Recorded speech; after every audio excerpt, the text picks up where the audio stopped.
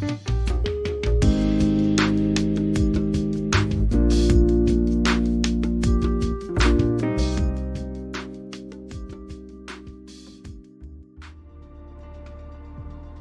guys, Clumsy here. Welcome back to Microsoft Flight Simulator. Clumsy flying today. How's everyone doing? Thank you guys for joining. Glad to see a lot of familiar faces. We got a resub while we were loading. Goodness, Super is here and he is on a 12-month streak. Thank you for the resub, man. Always glad for your company. How are things? Hope things aren't too busy at work. Thank you for joining, everybody. I have PDX as first one on my list. Are you super excited for the train sim world? Rush Hour. Was it Boston Sprinter route? That's the one, yes. Didn't come out on Tuesday though. Were they initially planning on a Tuesday release? That will be coming soon enough, I hope. Hey, wait a minute. We got one more. Patrick. Glad you made it, man. 20 months. Goodness, have you guys been surviving me that long? Thank you for joining. Thanks for the resub, GG. Hey Tom. Let me see. I think you were asking about the dam a while ago. Not planning on flying on any dams here in the sim. Unfortunately, the dams don't look very nice here in the sim because they're static and because they have like a big, like, how do you say?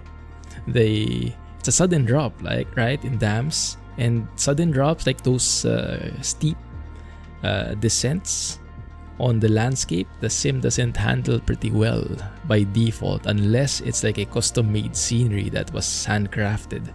But if it's the AI, the automatic scenery, it doesn't look as good. Not saying anything, Scotsman.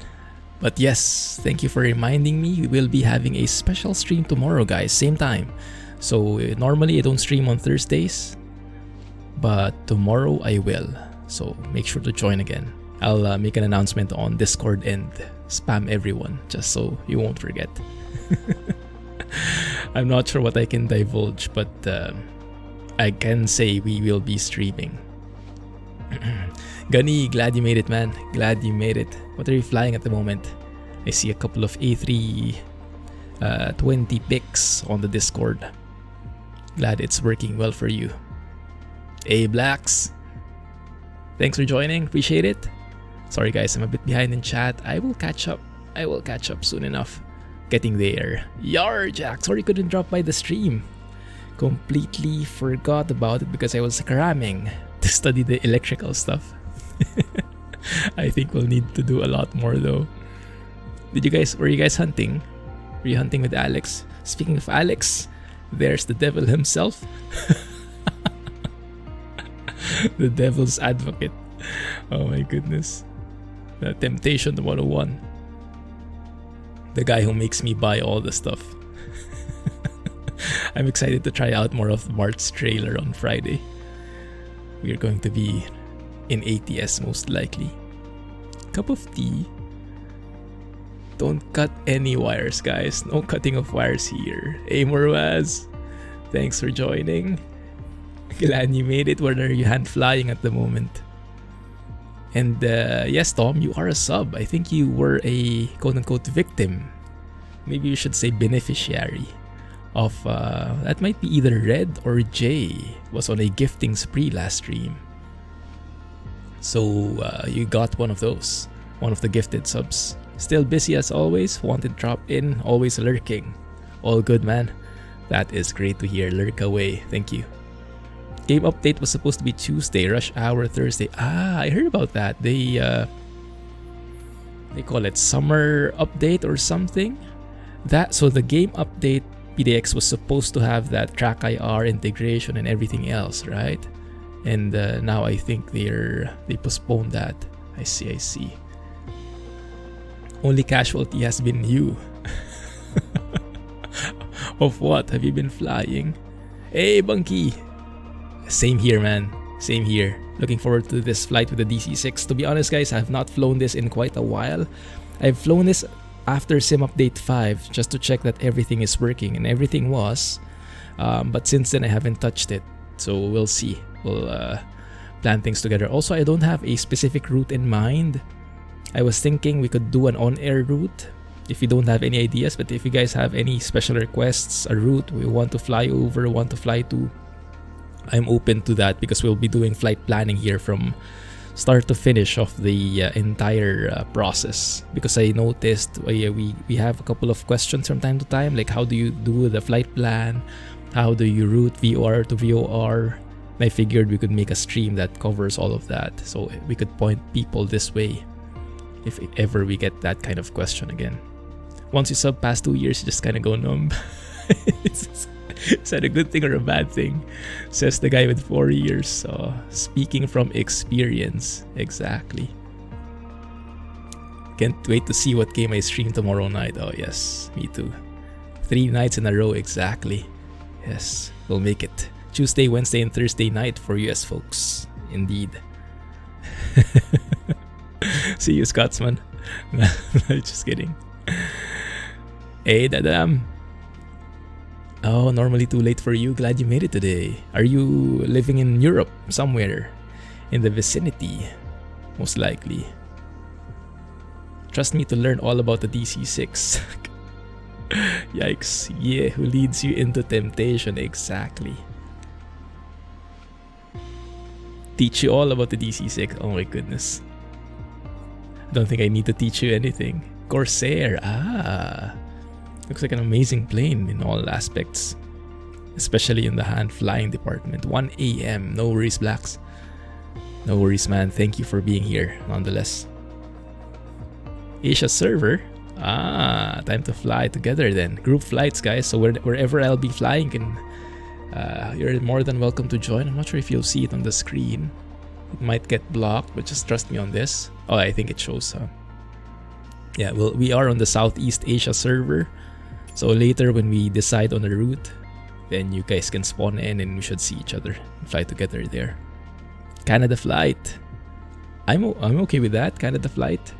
Any particular airports? We haven't flown in Canada in a while. I also wanted to download a livery, but I'm a bit scared to download liveries at the moment. Because there are a couple of compatibility issues with other planes, so I'm a bit conservative. So I think we'll be sticking with the default livery for now. Just as detailed as the DC-6. Oh, I see. Yeah, I haven't explored that at all yet. Escape lands you fast.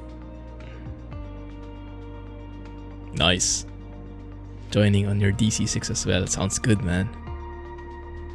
10 years straight. Wow. Which channel is that?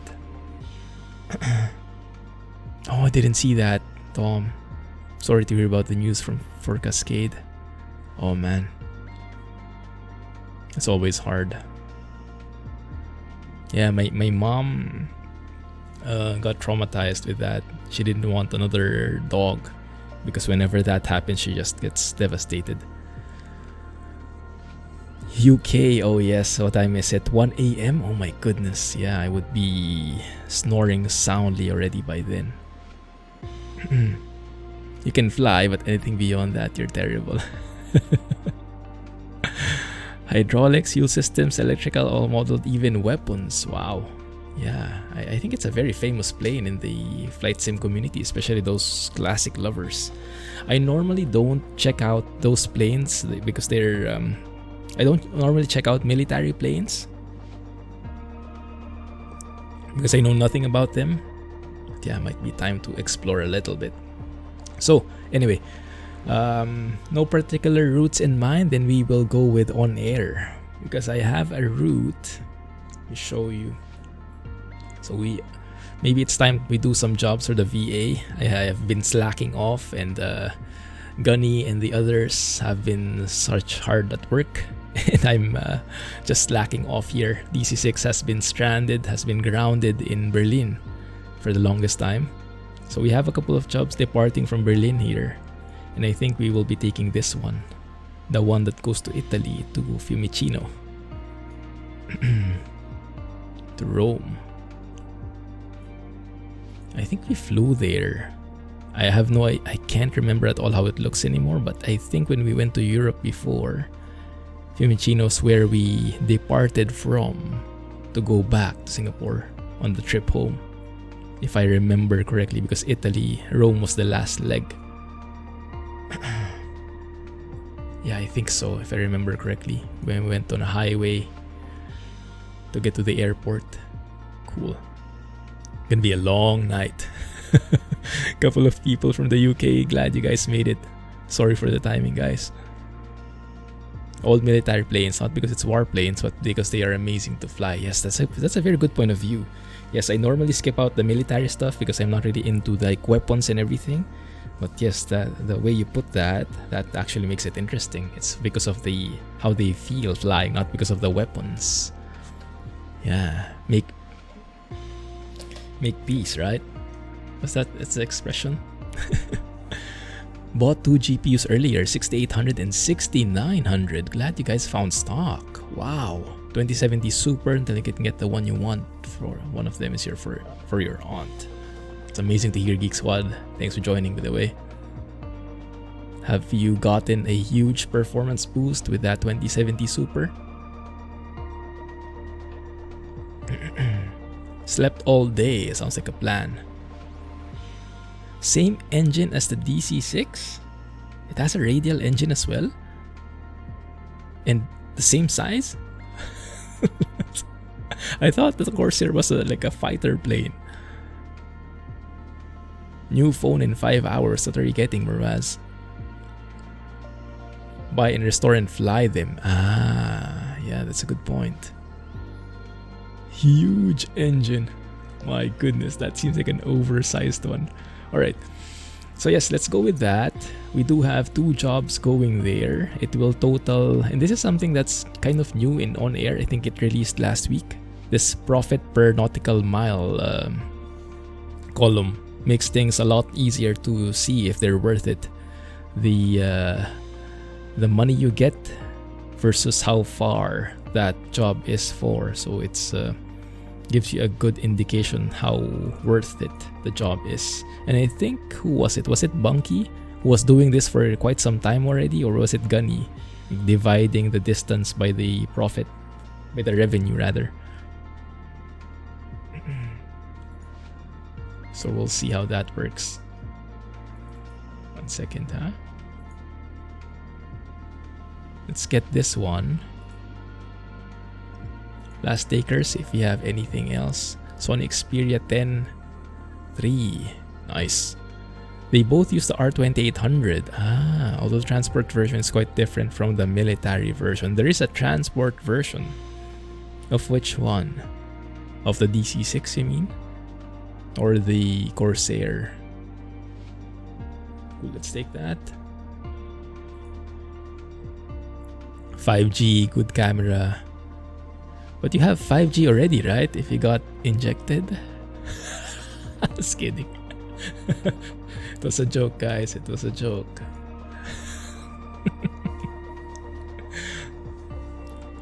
$2080 Super is any good or not compared to what's on the market? $2080 Super is really good, yeah. Especially these days with the limited availability. Definitely. So 1 second, let me see. Actually, I'll show you. So the DC-6 is still here. I think I'm the only one flying it at the moment. Berlin, yes. Let's have a look. Transport version is the civilian version. Ah, right. Oi, where's my co-pilot? Someone stole my co-pilot. That's the problem when you have the co-pilot in the VA. Someone can get it, or maybe they just ran away. Let's see. I think it's Marlena. Oh yeah, someone got it. Why is she there? Status. Awaiting orders. Okay. Oh, that's mine. Let's so I think what we do is we kind of fire her. and then we get her again so that she transports into this place. Yeah, 2080 Super, still very good. Yeah, that's why I get her, because look at her stats here. Maxed out, punctuality, stress resistance, all the certifications. Hey, Barry! Goodness, has it been 11 months? Oh my goodness. How are you, man? Is the quarantine over? Berlin, Brandenburg. I hope I got the right one. There we go. Contract is signed.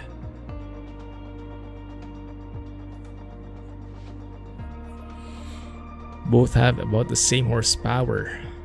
2000, 2500 with water injection. So does the Corsair also have this water injection feature? Wow, that's amazing. Order a first TCA. The TCA first officer package yesterday. Cool, man.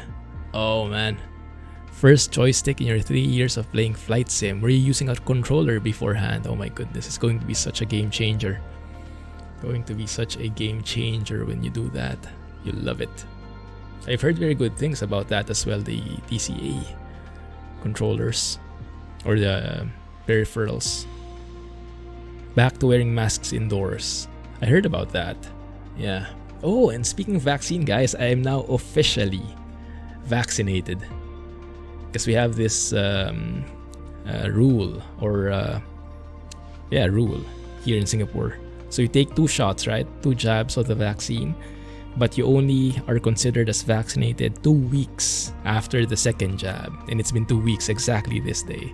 So we have an app, like a government app that shows your status so that the establishments can check. And as of today, the vaccinated tag is checked. So I'm happy. We can actually go out and eat now.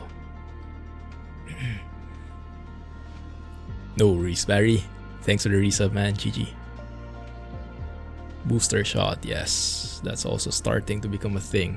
We'll see how it progresses with all the different variants, right? Okay. So, how does this work? Well, first, let's do our flight planning. Because SimBrief, unfortunately, does not like old school stuff. So, SimBrief is amazing, but SimBrief always uses GPS waypoints. And in the DC-6, we don't have GPS, at least not in this variant that we are flying. So we'll have to do that manually. So let's do just that, alright? So we're starting off in Echo Delta Delta Bravo. That is Berlin. And we're going to Lima India Romeo Foxtrot to Fiumicino in Italy. So that's the one, the direct route. Takes us there in 4 hours. 1 second. No, that's the Turbo Arrow. Okay, 1 second. Let's open the DC-6 performance. Guess it should be somewhere here. 2 hours 33 minutes. So it looks like we'll have to increase the sim rate a bit to make it in time for the end of the stream, because that will probably take longer. We can't always travel in a straight path, and we have all the other preps, right? But yes, we'll do a lot of the actual flight, the flight planning, starting from cold and dark. We'll take our time, we'll enjoy every bit of it. And once we get on the air, we'll discuss more about the electrical stuff. Because I've been watching a lot of the basics of electrical currents, you know, AC, DC power, how these things work, why you need one versus the other, how to convert them to and from. So with that additional fundamental knowledge, maybe if we reread the manual for the DC-6, this guy. So we have a whole section about electrical systems in here, if I can find it, that one, with the diagrams and everything. We checked this out before, but before I didn't have the fundamentals, so I was just like going in blind. Now I have the basics, so maybe it will make a lot more sense and we can finish what we started the last time, right? So we'll do that once we're on cruise, if we get to cruise, that is. I might be too optimistic here. Good. In Sweden, you got no app, just got a PDF file that shows, I see. Yeah, it's harder. Yeah, for bigger countries, it's harder to roll out stuff like that. In Singapore, that's one of the advantages. A very small country, so easier to manage, easier to roll out stuff, and they are very fast with digitizing stuff like that. So how do we do this? If you're limited to VORs, what we can do, one option is to look for VORs and then add them to the destination, like append or not append but add, right click, add. Yeah, that's the manual way, but sometimes it gets a bit complex and certain VORs have certain ranges, so you might be out of the range and you might have like a discontinuity in there. It might be challenging, so that's the range of the VOR. If you do a right click on the VOR, and then there's the range ring. You can also shift click into it, add nav aid range ring. But basically, when you see the VOR name, it has like a suffix there, H or L, high or low. I think that also is distinguishing how far away the range is. If you hover, you also see there's a range there, 130 nautical miles. That is more or less accurate with how the sim has it. That depends on certain factors, altitude and other things. But if you're high enough, then you should be able to get it 130 nautical miles. But the easier way is to just calculate, let LittleNavMap do that. So if we do the calculate flight plan in here, a new window appears. We pick our cruising altitude. Actually, I'm not sure what it is. It says here 11,000. So let's go to 12,000. Normally, the DC-6 cruises at 12 or 13,000 for most of the time. In here, so calculate from departure to destination. And then here is what we use, radio nav aids. You can also use an NDB. Because if you choose airways, you can say avoid RNAV airways. But I found this is not foolproof. Oftentimes it will still give you waypoints that you won't have be able to track. So I'm not sure how that works if you only have VORs. So I use radio nav aids, calculate, and LittleNavMap spits out something like this. And I think what it does is it looks at VORs in the same direction. And it also looks at the ranges. So if you look at different legs here, all these rings should be overlapping, right? Even if it's a small overlap, so you are never in a place where you are dead reckoning. You don't have any VORs tracked. So you'll always be catching something. Maybe not. Maybe sometimes there is no choice. But this looks like a very small range. Yeah.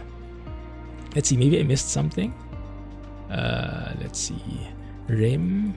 No, there is one more. That's the one here in Ostia. The VOR on the airport itself. Okay. So looks like we do have a spot where we are going to be dead reckoning here. It should be fine. We have plenty of landmarks on the ground. Weather here looks okay enough. I'm looking at the airports and the weather icons. It's mostly green. The few clouds. Some of them have no clouds at all, so you have that green highlight and a white fill on that airport. So it looks like weather is good in Italy. But here in Berlin, not as good. We are marginal VFR here. You see the blue. And if you look at the weather, 250 at 13 knots, broken at 2,400. Okay, not that bad. 15 degrees Celsius is the temperature, 10 degrees is the dew point, QNH 1012. Let's go and put that in here so we have the weather easily accessible, easily viewable. Alright, I had a look at the departures as well from this airport. Good luck, Murbaz, good luck. Still haven't had your second shot. When is it planned? How many weeks has it been? I think in certain countries they have like 6 to 8 weeks gap. The longer the gap, they say the more the immunities are building, so it's not bad. You have a huge gap between the first and second.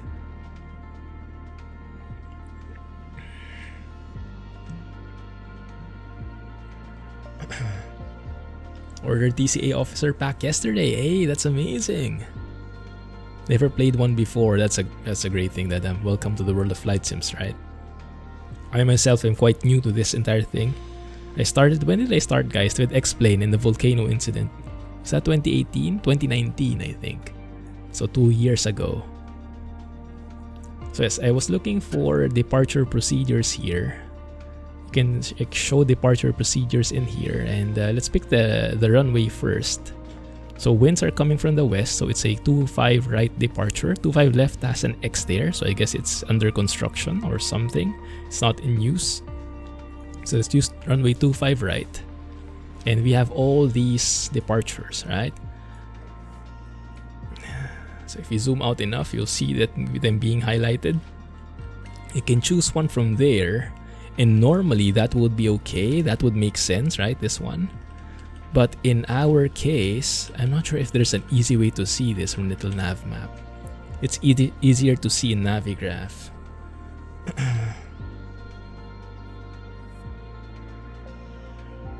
Good enough. The weather, you mean? Let's turn off that one.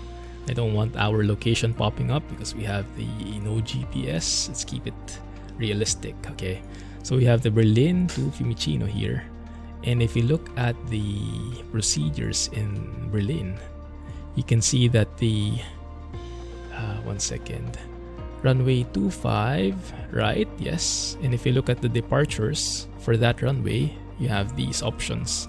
So it looks like for our case, we can either choose Luro 1 Alpha Mike Charlie, depending. There are certain conditions for each of those, or Odlu 1 Alpha Charlie. Those will be the ideal ones.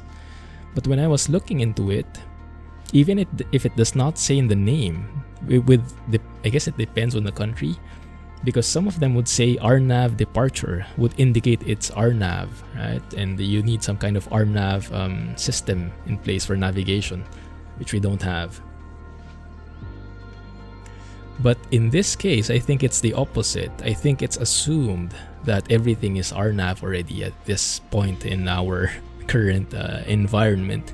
So if you actually look at these, you'll see there's like a requirement here, number 1.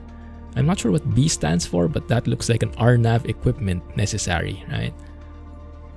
So we can't really use this. Plus, if you look at the chart, you'll see that the waypoints have a star in them. Apparently, that star has a meaning. If it's a star, it's a waypoint that you can only, detect or get to if you have an RNAV capable equipment, as compared to a triangle, which means that waypoint can somehow be deduced using a ground-based nav aid. Let me show you what I mean.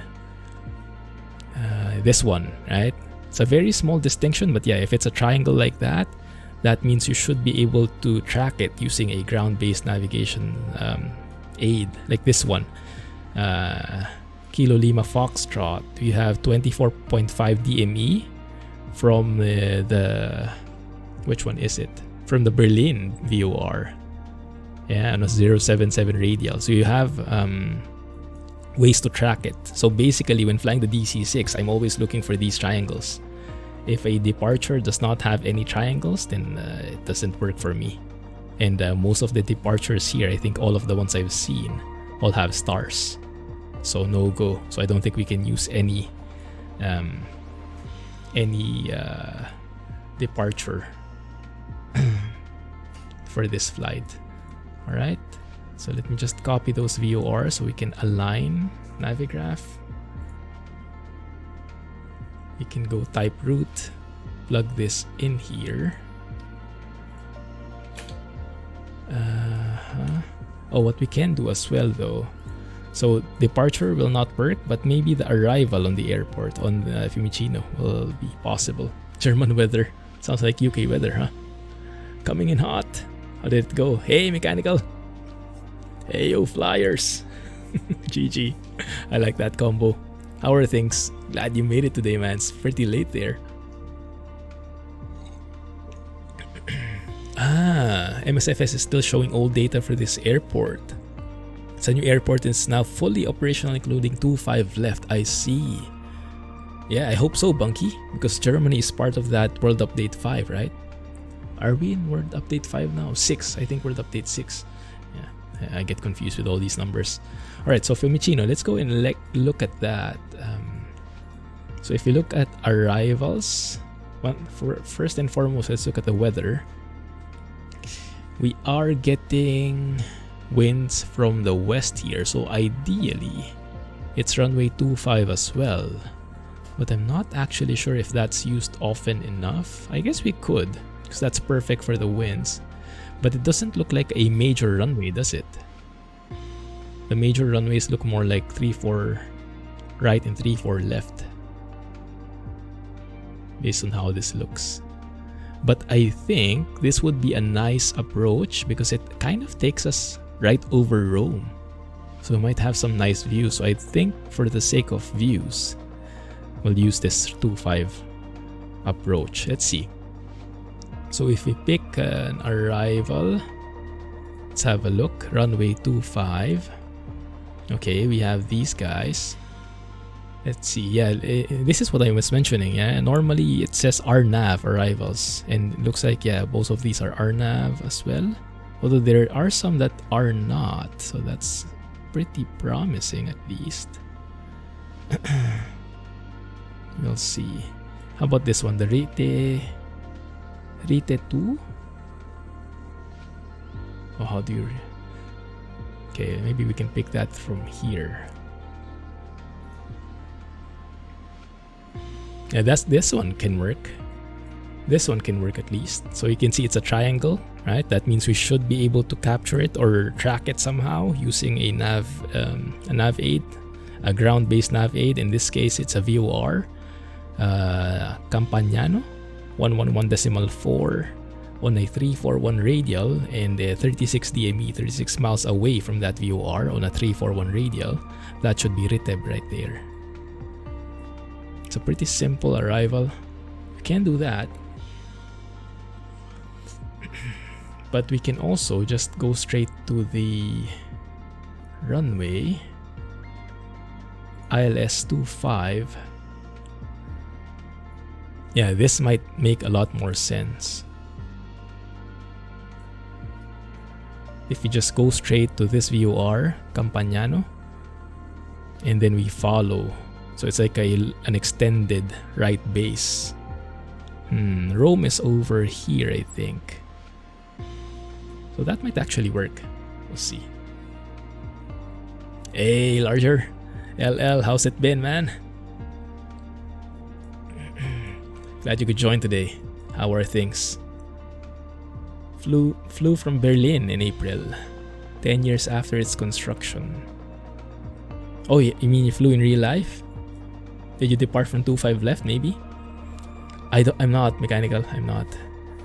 Yeah, it is. I think it is capable. I've never flown the DC-6 with the GNS 530 though. To be honest, I don't like the GNS 530 in the sim. It's pretty rough, I think. Yeah, with the waypoint, the U-turn bugs, and the limitations. I think it's improved thanks to the mod, but still it's not as reliable as I would like it. So I would rather rely on old school stuff that's working than a bit more modern stuff that works sometimes. So, at least I know what to expect. So yes, let's pick this one. So if we plug this in little nav map, right click this one, show arrival procedures. Let's pick runway 25, and we have an approach ILS 25 here. We have a couple of transitions because by default the ILS 25 would only be the final approach. Yeah, but if you want the full transition from Campagnano, is it Campagnano? The VOR here, transition full, and you can see that the initial approach fix is the Campagnano VOR right here. Yes, track from fixed distance plus 14 course to fix. Okay, and then what is this? What is that weird turn there? Interesting. But yes, that takes us right over Rome. Look at this. So we should have some amazing views there. So let's pick that one. And now we'll have to clean up the flight plan a bit because the flight plan takes us right over the airport and then goes back to that VOR. So the only thing we need to do is delete that Oscar Sierra Tango VOR, and that should be clean now. Now we are going straight to that Campagnano VOR and starting the approach from there. So that looks good. I think I'm happy with that already. Let's also enable the range ring for this guy. Yeah, it's a bit short. Yeah, it looks like we'll have a couple of dead spots here. Not tracking anything. That's okay. We'll be able to manage. So let's save that flight plan. And let me copy the route here. Not that guy. This one. So copy you.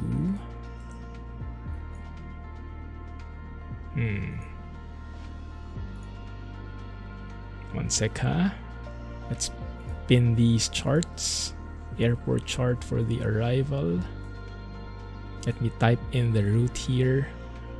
Plug those VORs in that we cut from Little Nav Map.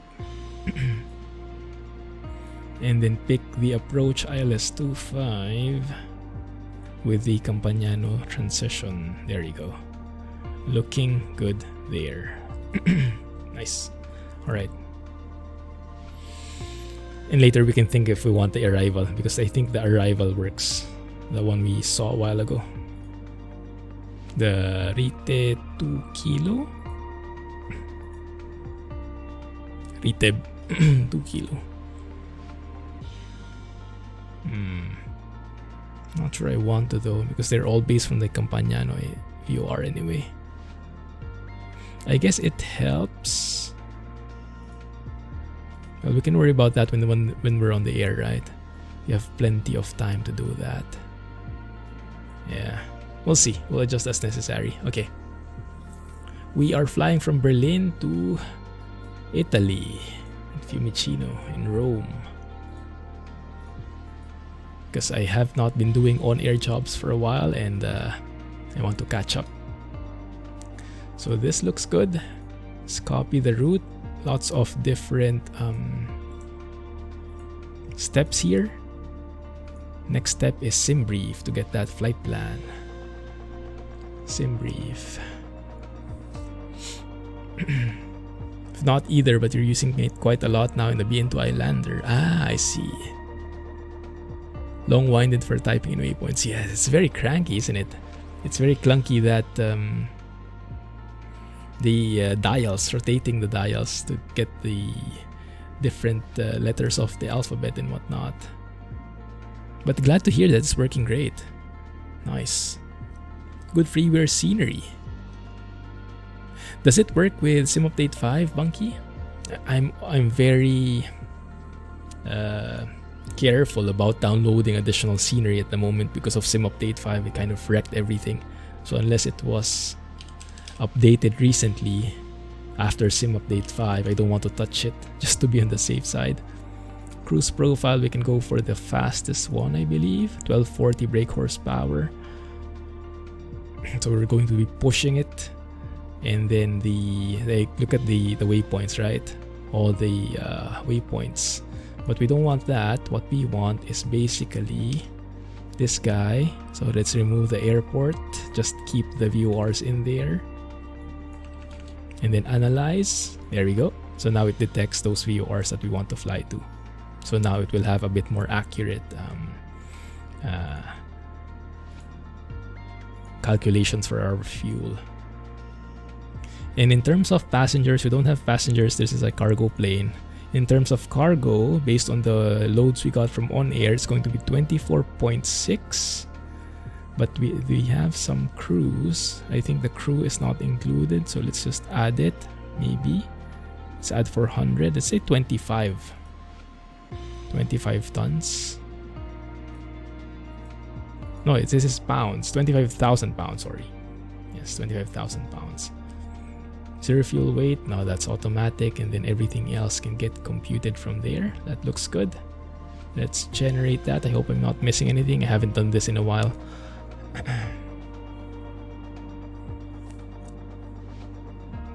JD's GTN 750 mod for the Islander. Oh, there is one. Nice. So it integrates the PMS 50 GTN 750. Pretty cool. Planned optimum flight level, that's good to hear. Ah, look at this. Takeoff weight, guys, 87,599. You guys remember the wet takeoff, 87,600. Cutting it very close. So technically, I guess we're still in the dry takeoff, right? 1 pound away. But I think with the weights we will set, it's going to be a wet takeoff anyway. We'll see if I can still remember it.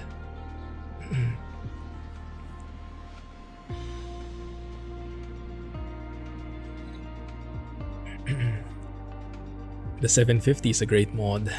It's pretty pricey, but I think at least the free one should be more than worth it. 10,232. Alternate in LIRF. Not sure where that is, but it looks like it's somewhere in Italy as well, huh? Okay, let's load that up, and it says here 10,232, so let's go ahead and load up that fuel. So here, let me show you. So we currently have, how much fuel do we have? Fuel is currently 3,287, so what we can do is just add that up. Do we have fuel here of our own? We do, but oftentimes the DC-6 requires a lot more than we have. So we'll see if I can do that. Fuel to buy, that's the one. Yeah, it's not enough. What I can do is I can try and get as much as I can from this guy, from our own FBO, so that it's cheap. And then the remaining ones I can buy from a different FBO in OnAir. Alright, let's move that to the left here. I also need my checklist. So the checklist is this guy, the one I'm using, Streamline Checklist. Grouping things together so things are faster and more fluid, more flowy. This one is available in the mods list. Exclamation point mods or mods list link in the video description should be there. Good. Alright, and Navigraph, I think we can move to the left as well. Little nav map, I think we are good to go. Whew. Goodness, plenty of things to do, and now we load up. Thanks, Alex. EDDB to CTD. That's scary. Delta Bravo Berlin, indeed. Which stand are we starting at? We can't go with live. It's going to be a bit too dark. We are using all players, so you guys can go fly with me if you would like. Southeast Asia server. We're using AI traffic as well. I hope it doesn't slow things down too much. We'll adjust as necessary. Zoom in. 25 ride is there, so maybe we can start here. Let's see, which one is that? GA large. That sounds good. GA large. We are like a super large GA after all. Let's have a look at this satellite image. Yeah, we can work with that. Alright. Good. Load it up, DC-6A. What could go wrong with an unupdated scenery or add-on one? Exactly, right? That's why I'm super scared. I'm even not using any liveries at the moment. I try not to touch any liveries if they were not updated specifically for Sim Update 5. CTD. There might be, huh? Some mod messing with OA tracking causing the sim periodically stuttering. Yikes. I think I've flown an on-air flight already, but that doesn't happen to me after Sim Update 5. I hope it doesn't happen. Okay, let's see. Alright, there's the DC-6. Looking good. Let me just check that things are working. Okay, propeller RPM, that's working. Unfortunately, we don't have a lot of the performance benefits yet, so things are a bit laggy. The DC-6, I think, has not received the FPS boosts from the Sim Update 5. At least not yet. But hopefully that will change later on. Looking cool here. Okay, where are we anyway? Now, let's see. If we have Navigraph right here, we need a diagram of the airport. Right there. So we should be somewhere here, right? Let's have a look. I said no GPS, but just for the sake of the airport navigation. Okay, we're in apron 2. Okay, that's a good enough start. Apron 2, so we go via probably Kilo 5, Golf, and then we go to Kilo 6 here. There's even a line there. I wonder what line that is. There's probably a different chart for it. Cool. Okay, so turn right on Kilo. 25 right is pretty near. That's good to see. Okay, first things first, if I can still remember how this works, we have OnAir.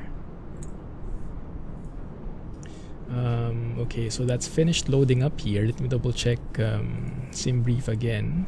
We needed 10,232, and just to drill down on that a bit, how it became 10,000. So that's the block fuel. Because the trip itself, based on the flight plan that we put in the VORs, we will need 6,228. And then there's an additional fuel for a continuous 15-minute flight time. And then we have an alternate that is, does it say here? Routing and impact. It's 148 miles away, I think, from Fiumicino, if I'm reading this correctly. Alright, so to get there, we'll need an additional 1,700 pounds, and then you have a final reserve of 1,500 pounds here. A 45-minute flight time, it looks like. So all in all, that amounts to 10,000, and I think the pilots normally add more based on this. They have some certain rules, personal preferences and whatnot, but for us, we'll just stick to that as close as possible. So right now, we now have 8,910. So let's get one from the cheapest one here. It's this one. Okay. 10,232. Was that as exact? Yo, wow. First time I think I got that exactly down to the pound right there. Okay, we're going to Lima, India, Romeo, Foxtrot. And it says the alternate is Learn Capodicino. 108 nautical miles. Is that right? It says here 148, but okay. I guess that's close enough. Oh, but the 148 here is because there is a specific route. It's not a straight line from the Fiumicino to the alternate. There's a specific departure from Fiumicino, joining an airway, and then a VOR, and then an arrival that amounts to 148. If you just go one straight line, that will be 108. Makes sense.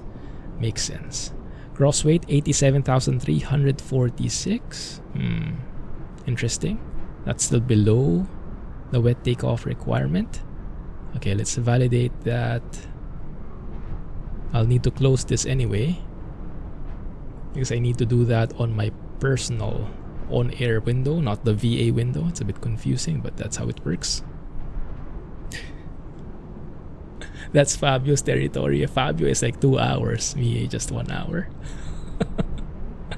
I'm a baby when it comes to that. Getting close though, getting close.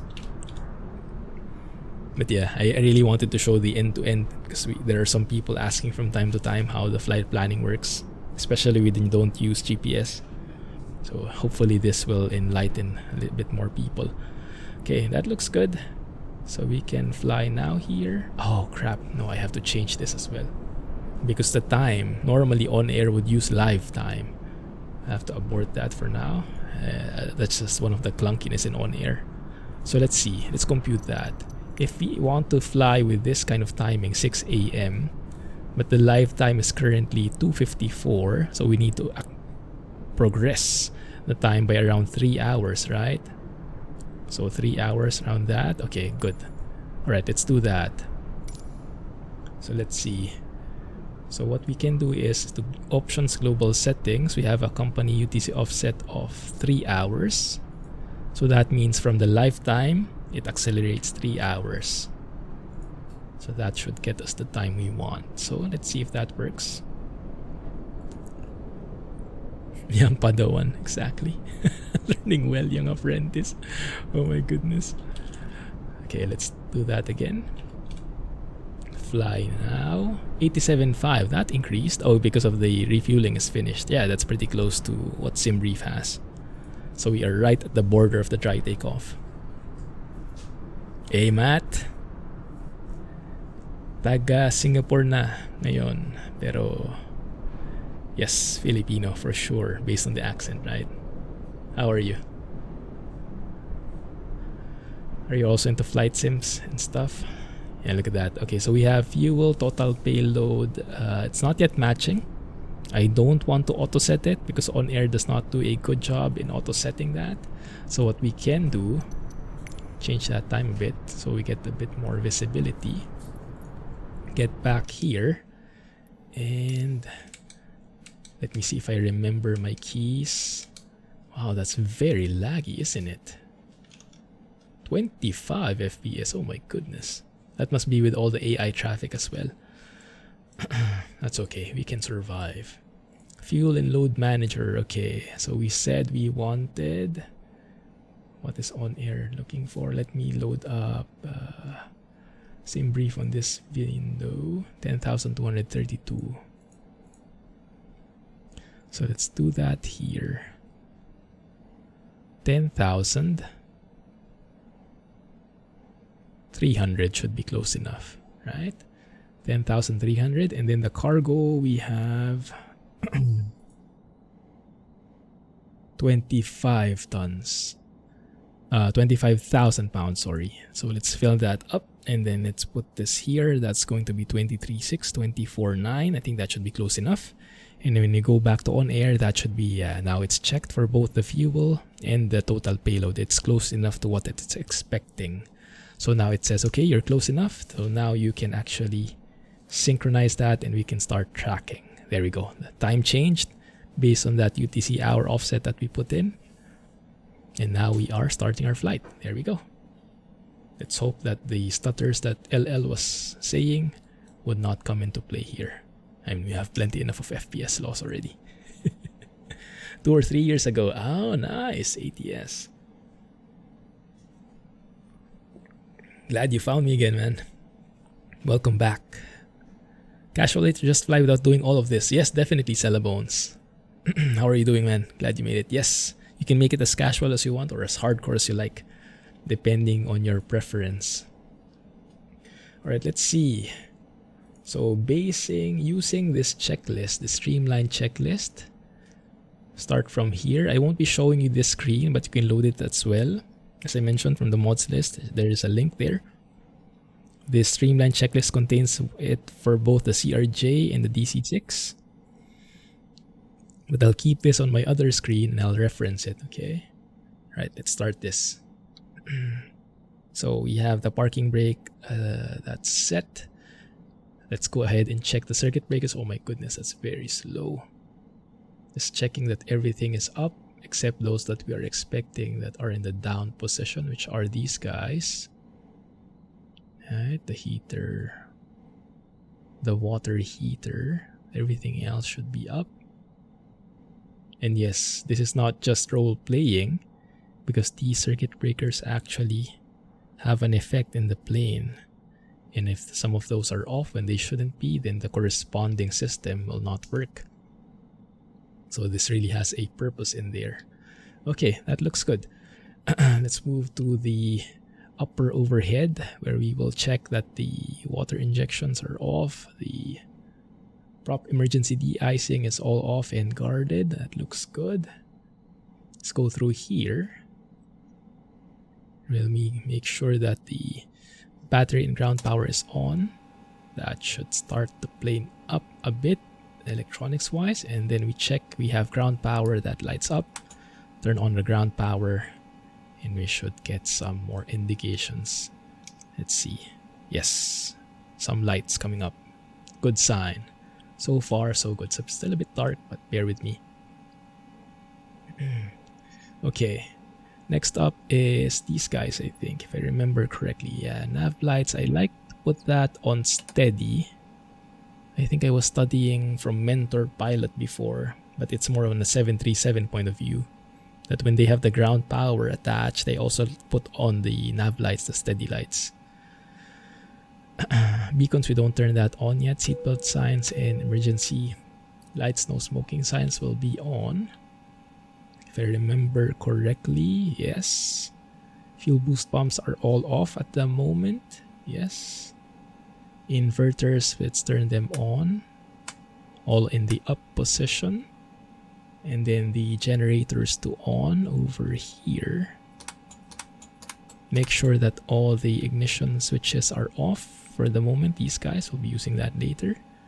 Yeah, looks good right there. Okay, one sec, catching up on chat. Doing good, great to hear, Cellbones. Hey, Smokey. Motion blur on. Yes, I do have motion blur on. It's pretty bad looking when you have low FPS and motion blur is on. But when things get smooth, motion blur kind of actually looks great. So in this case, it doesn't look that good because we have a low FPS scenario. Hopefully, once we get on the air, it's going to be better.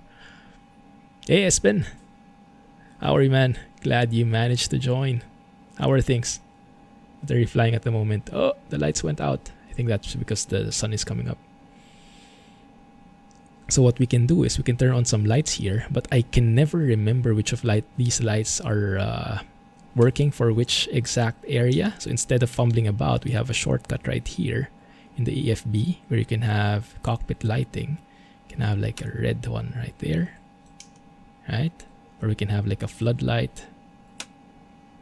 Oh, that's too bright. I think the red one has a nice vibe. Just a shortcut. Whew. Feels like a submarine now.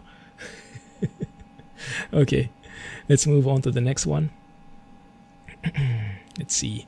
Windshield heat will depend on the outside air temperature. Outside air temperature right now is what? Around 17 degrees. Yeah, I think that's consistent with what we saw in the Metar a while ago, more or less. So that's the one here, free air. Heater is normal. So here, normal system, and everything is system number 1. So everything is in the down. I think what we just need to do is the cabin heater master. Turn that on. You can see the fuel pressure rising in there. And I think that's good on this side. Next up, we are checking the fluids, anti-icing, oil gallon, oil fluids, auxiliary oil, everything is full. Even the water is full. Looks great. Fuel quantity, we're expecting around 10,000, right? So we don't have anything in the auxiliary and the alternate tanks, but in the main tanks right here, we have 2,500, 2,600 on each one. That looks good. So around 10,000. That makes sense, right? Looks good right there. Landing lights should be off. Yes, they are. And hydraulics are off for the landing lights. And then the cowl flaps, let's all open them. I like how they updated this one finally. The cowl flap notches, so that they actually correspond now to the degrees. Before they were misaligned. It was kind of triggering the OCD. Like the 6 degrees would be somewhere here in the middle. Come on. That's attention to detail. Glad someone reported it and PMDG fixed it. Okay, good. Superchargers are all in the low position. Looking good there. So moving here. So yeah, this is what I was mentioning. It's like the flow. So we kind of minimize our going to and from each of the panels. Just go through it once. So we will be cruising at flight level 120. Oh, that's going to take a while. And that cabin altitude should change with it. There you go. So we're expecting cabin altitude will be at 2,000 feet by the time we're over at 12,000 feet. And the automatic pressurization system should take care of that on its own. Door warning lights, yes, they are off. AC voltmeter, oh yes, the electricity side. I would want to get into that here during this stream. You can check the different segments. different voltmeters depending on the part of the system. Let me see. That's the thing though, I easily get lost in this regard. Yeah, bus 28 volts, that looks good. Yeah, looks okay there. And the cabin temperature, set that to a comfortable 70 degrees. Would be around how much is that, guys? 20 degrees Celsius, something like that. Should be pretty good. Okay. Looking nice there. Alright, up here, fire extinguisher handles, they are all in. Nothing is pulled. I won't be testing that because it's super noisy. You can test that over here.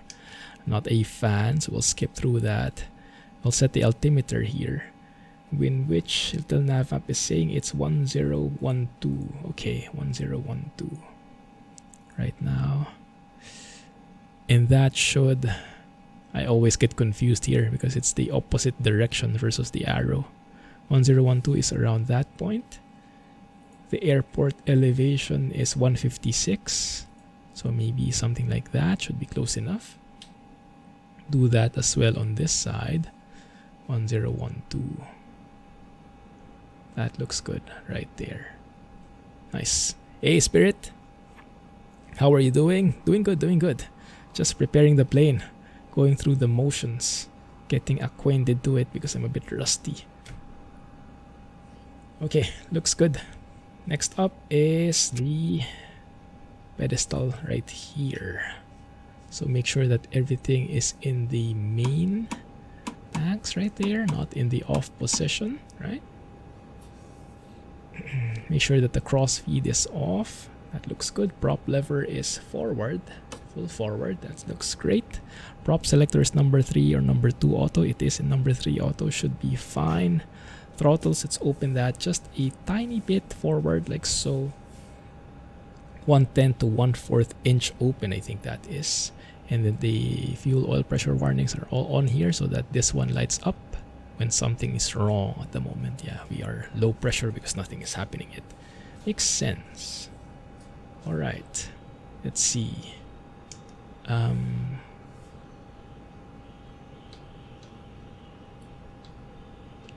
What is that view? There we go. That's the one I was confused about. All right. So we have the gyro pilot, which is off in here. We have the mixture. All of them are in idle cutoff. That looks great. Autopilot servos are disengaged at this one. Landing gear is down, and we have 3 green right there. We have trim tabs. That's all in the middle. Carb heat is full cold for all of the engines, and flaps are up. Yes, and are they indicating? They are in the up position. Good. Okay. Good. So now let's turn on the hydraulic system here. Hydraulic system is on the bypass lever, but let's turn on the auxiliary hydraulic pump. That should increase the pressure right here to around a few moments later, 2,800 to 3,100, something like that. And emergency air brake pressure 1,500 plus minus 50 psi. That's spot on. There it is, 3,100. That looks good. All right, so we can turn that off now, and once we do, when we go back here, the pressure should come right down. Looks great. And finally, we are ready to start the engine. Glad you skipped the fire checks. Yeah, not a fan of how loud they are. Not perfect for a chill stream, unfortunately. Hopefully it doesn't break immersion too much for you guys. I can't stand it. Alright, we're starting with engine 3. So the sequence is 3, 4, 2, 1, if I still remember it correctly. And let me just try and run this down here because I have my honeycomb alpha and I have some camera views here to help with the thing. Okay, that looks good. Sorry for the motion blur, guys. It's very bad when it's like this and we have low FPS. Bear with me. Okay, start the engine if I still remember. Engine selector is 3 because that's the engine we're starting. So the the corresponding boost pump for that. Fuel boost pump will be put in low. We'll check that the fuel pressure is rising. We do have fuel pressure. That looks great. Okay, so we should be able to start in safety. 3, 6, 6, 9, 9 blades, both. 12. Boost prime. We hear it catching. That sounds good. I think we have good engine 3 there. Let's double check. We have fuel pressure, we have oil pressure now. That's a great sign. The RPM for engine number 3 is right there. Around, what is that? Around 600, 700, 750 RPM. That will continue climbing as the engine heats up. All temperature is still very cold, 20 degrees. It should be at least 40, but that will get colder later. So we have engine 3, good. Let's move to engine 4 and repeat the entire thing. 3, 6, 9, Both. 12. Boost prime. Hear it catch. I didn't hear it catch actually, so that might not have worked. Did I miss something? No, I did not check the boost pump. Yeah, yes. Okay, that is a miss on my end. My bad. Let's skip that. So normally when you fail to start an engine, sometimes it's human error, sometimes it's just the engine playing hard to get.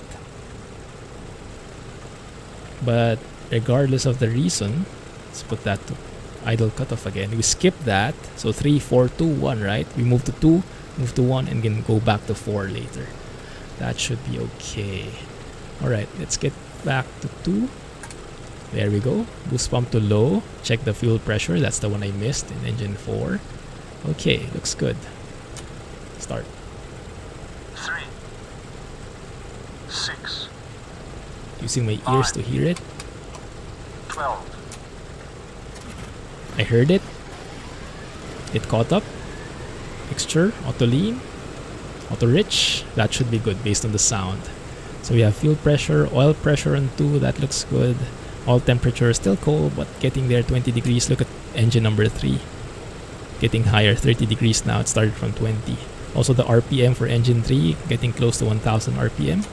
Engine 2, starting up. Man, I love how just everything shakes there. So cool. Alright, let's go to engine 1 here. And note, don't forget the fuel pump.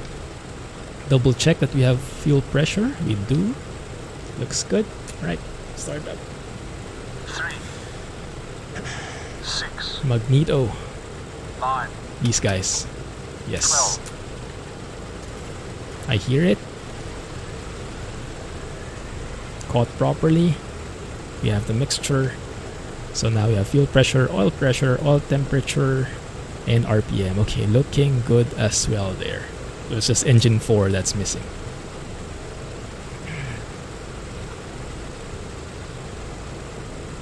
Looks good right there. Let's go to engine 4. This time don't forget about the fuel pump. Double check. Yes, we do have fuel pressure. Alright. 3, 6, 9, There we go. Both. 12. There we go. That's the sound I want to hear. Okay. That's perfect. Fuel pressure, oil pressure. All engines have it now. Most of the engines are still cold. But yes, look at the RPMs. They are now one by one rising. Alright, so let's let that warm up. Engine selector can now go off. Boost pumps can go off.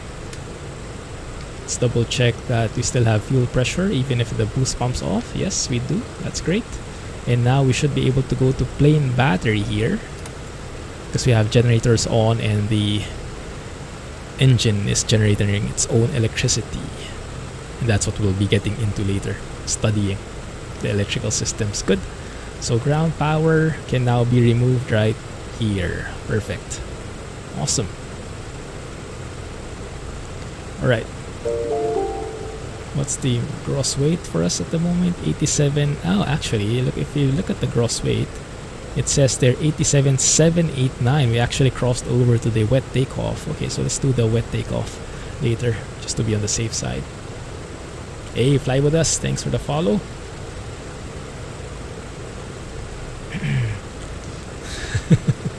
Sorry, man. Yeah. It's not normally good form for that kind of thing. But thanks for the follow nonetheless. Alright, let's see what I missed. So we have fuel boost pumps are off, fuel pressure is checked, engine selector is off, battery selector, plain battery, and remove the GPU. Okay, radios. Now we can turn on the radios while the engine is warming up.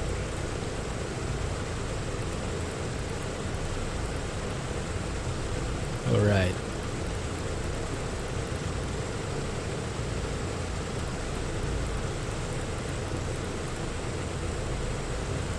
So, based on our flight plan, what is the first VOR that we are tracking? Please remember, should be Klasdorf 115.15. 115.15. In nav2, let's put the next one in. Actually, let me put both of them there. 113.8 is the next one. Which is Salzburg. Oh, sounds familiar. 115.5. Put that in standby. 15 rather. Looks good. There we go. So the radios are set.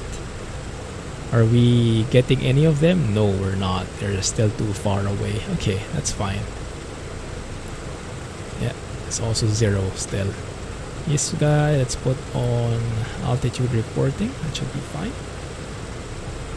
Not working with ATC at the moment because I'm sure we'll have plenty of things to worry about already. No need for additional complexity. Alright, so now we can taxi.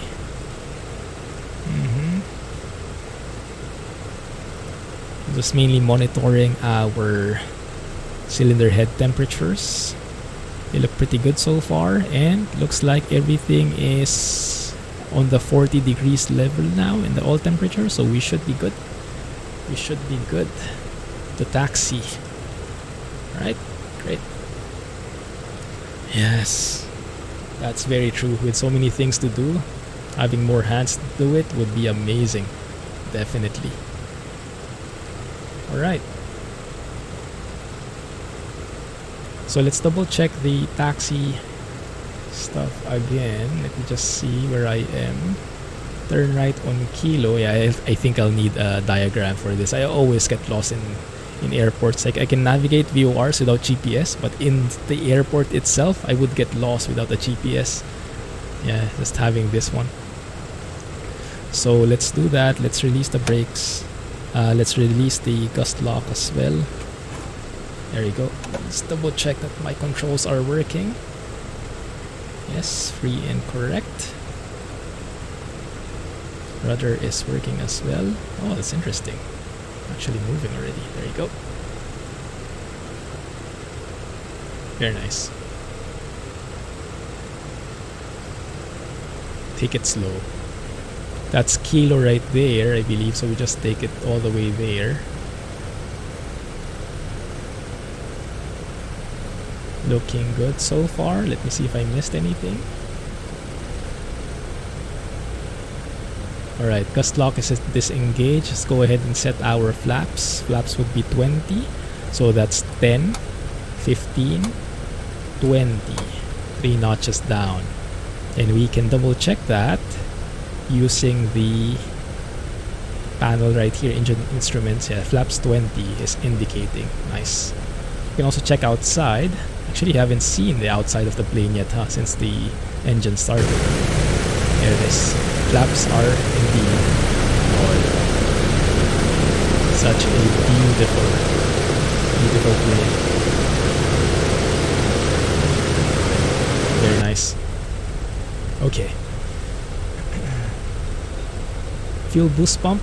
I'm not sure actually if I need the boost pumps in here. So 1 second. Kilo 4, Kilo 5 I think is the next one. But I think this is the only one available.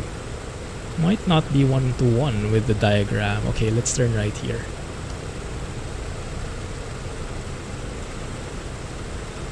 Take it slow. Alright, LL, have a good night. Catch you on Discord and on YouTube, man. Appreciate the company. Alright. Let's make sure I have not missed anything. Let's go and turn on the fuel boost pump just to be on the safe side. Does anyone remember what those... There is a certain criteria when you need your fuel boost pumps to low when you're taking off. But I can't recall what that is. Mixture is auto-rich, yes. As we enter the runway, we'll be switching to our nav lights to flashing for the strobes. Beacons, I forgot to turn that on. Am I actually following Fabio's footsteps now? Even the beacon side. You need to turn left here. But it looks so different, the airport diagram versus this one in the sim. Yeah, I think because Navigraph has a new airport diagram already, right? But this one in the sim is the old one with the 2.5 left not yet active. So I think it's basically up here. It's 2.5 right. Yeah, that's the one already. Alright. So let's stop here in the whole short line. Man, squeaky brakes. Right. So you can see the windsock right there. That is indeed showing the correct wind direction. So 2.5 right looks sensible. Let's go through the different steps if I missed anything. Nav lights are flashing, mixtures auto-rich, inverters, yes. Let's go and do that. That's one of the electrical things that we'll be discussing later on. So right now I'm all using the primary inverter or inverter number 1. But during takeoff, we'd want this to, the co-pilot and the engine instruments to be in here using inverter number 2. And you can actually see that here, look at that. If I turn off the inverters for the engine instruments, it dies here. The gauges don't see anything anymore. But if I use 1, or if I use number 2 here, it works because it's a 2 system kind of thing, right? 2 inverters. And here we're basically saying use inverter number 2 for the co-pilot and for the engine instruments. No warnings below, nothing lighting up there. That means we are getting proper electricity into our instruments. Great. So that's looking good, and we'll study that more later. Alright, so before we depart, let's go ahead and extend those landing lights. 1 1000, 2 1000, 3 1000, 4 1000, 5 1000. Turn that off. Landing lights can go on. Let's double check that we do have them on. Oops, sorry, that's loud. Landing lights are indeed on. We have an AI plane right there. Nice. Good. Okay, that looks good. Let's go ahead and set this for takeoff. Cowl flaps, closing it a bit. 4 degrees. So we still have airflow, but not too much. That will cause a lot of drag, as I imagine. Alright, looking good. We turn on the pitot heat and the automatic feathering system as well. And with that, we should be good to go. Right. Let's taxi to the runway. We have our strobes now. Did I turn on my strobes? Yes, I did. Nice. Good. Oh, not too fast. So, what's the plan? We're departing from 2.5 right, and then we're turning left on a 170 track. Okay. until we capture the VOR. Man, that looks amazing. Good morning, everybody. Sorry for the delay, but we are here finally.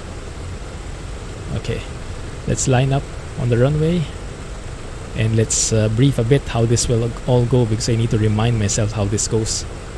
So let me get that in here. 170. Okay. 25 right. I see 25 right in front of me. Good. I have 250 on the heading indicator, so that's cool. So we are in the correct runway here. Nice, there it is. Alright, so we will be doing a wet takeoff. That means we will need the water injection switches to on. Let's turn those on already. Those will not automatically turn on yet. That requires a certain manifold pressure, I think, before that turns on. And we know it's on when those green lights turn up.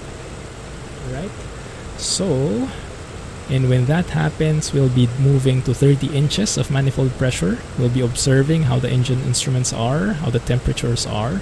If everything is stable, we'll continue pushing throttles forward so that our manifold pressure goes up to 59.5, I believe. That's red line right here.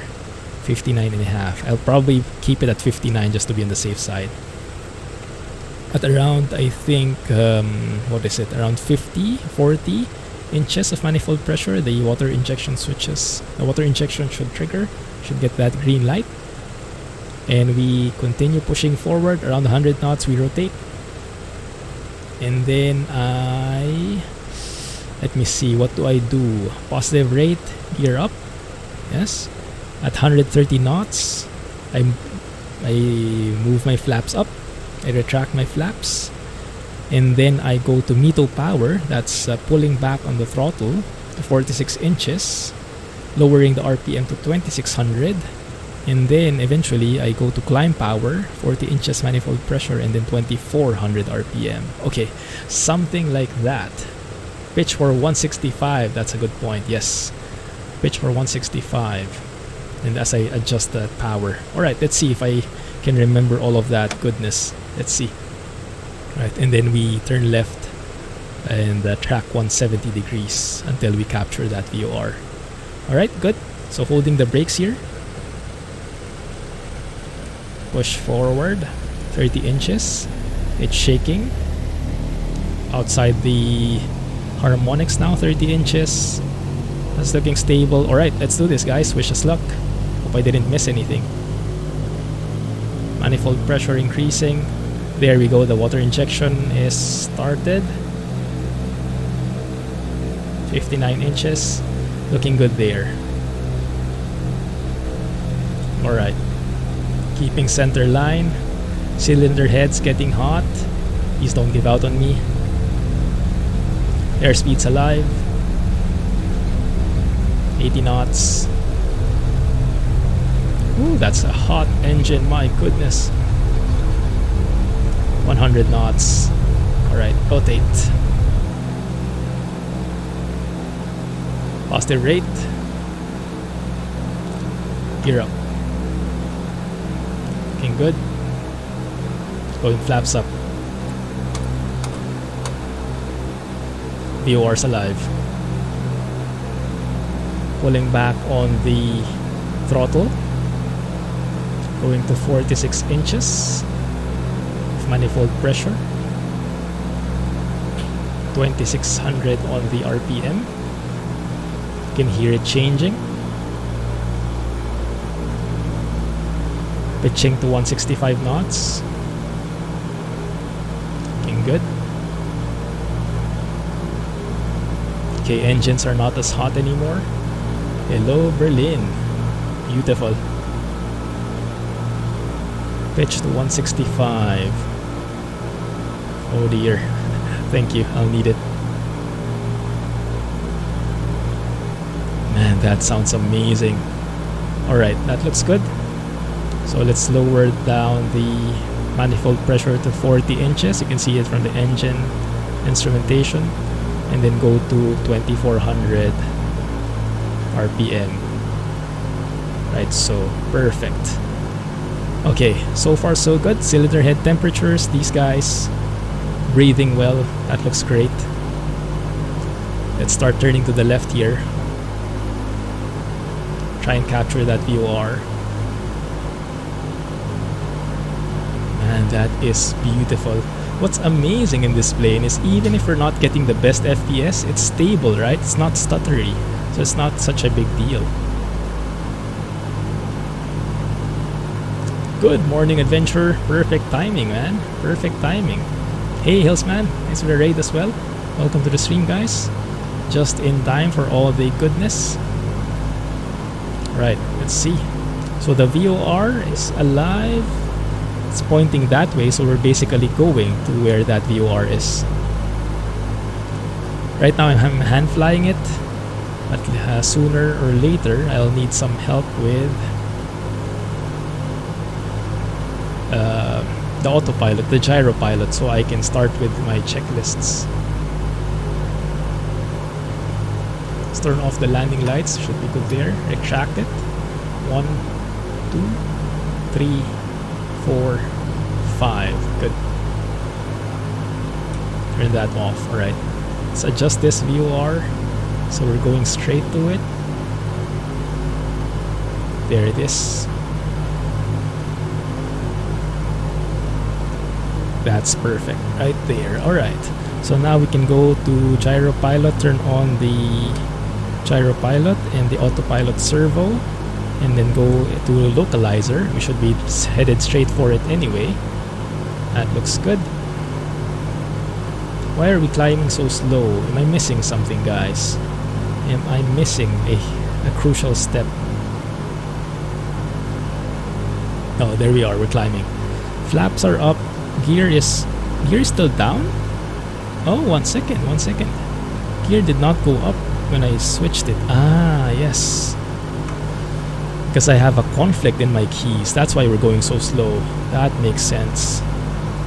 No wonder we were climbing so slow. Now we can actually go pitch all the way up. No wonder it felt so sluggish. Alright, but that's the good thing about checking everything, right? We are able to... Oh, that's beautiful. We're able to capture all those missed steps. 165 knots. There we go. Now we're climbing. Nice. 12 miles away. Let's have a look outside. It's going to get a bit loud, okay? Bear with me. Man. There she is. Beautiful.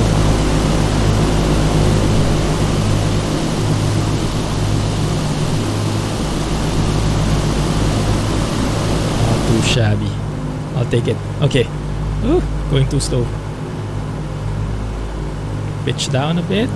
Might have gotten a bit too excited about that. Get back to 165 knots. And then I have to make sure that I keep the throttles to 40 inches. So I push forward here as we climb.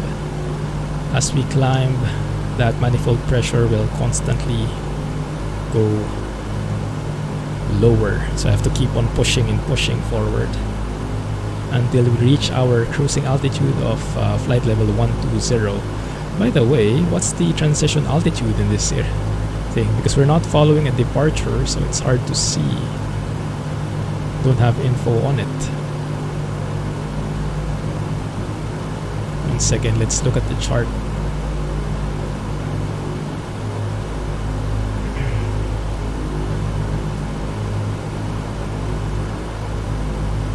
Transition altitude is 5,000. Okay, so once we reach 5,000, we'll switch to standard.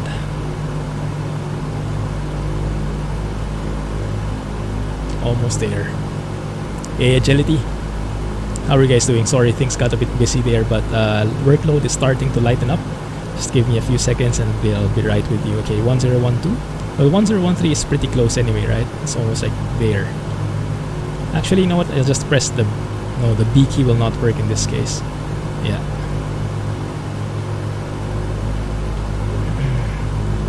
1013. Looking good. Alright, let's go through the climb checklist. 160 knots, getting there. Alright, looks good.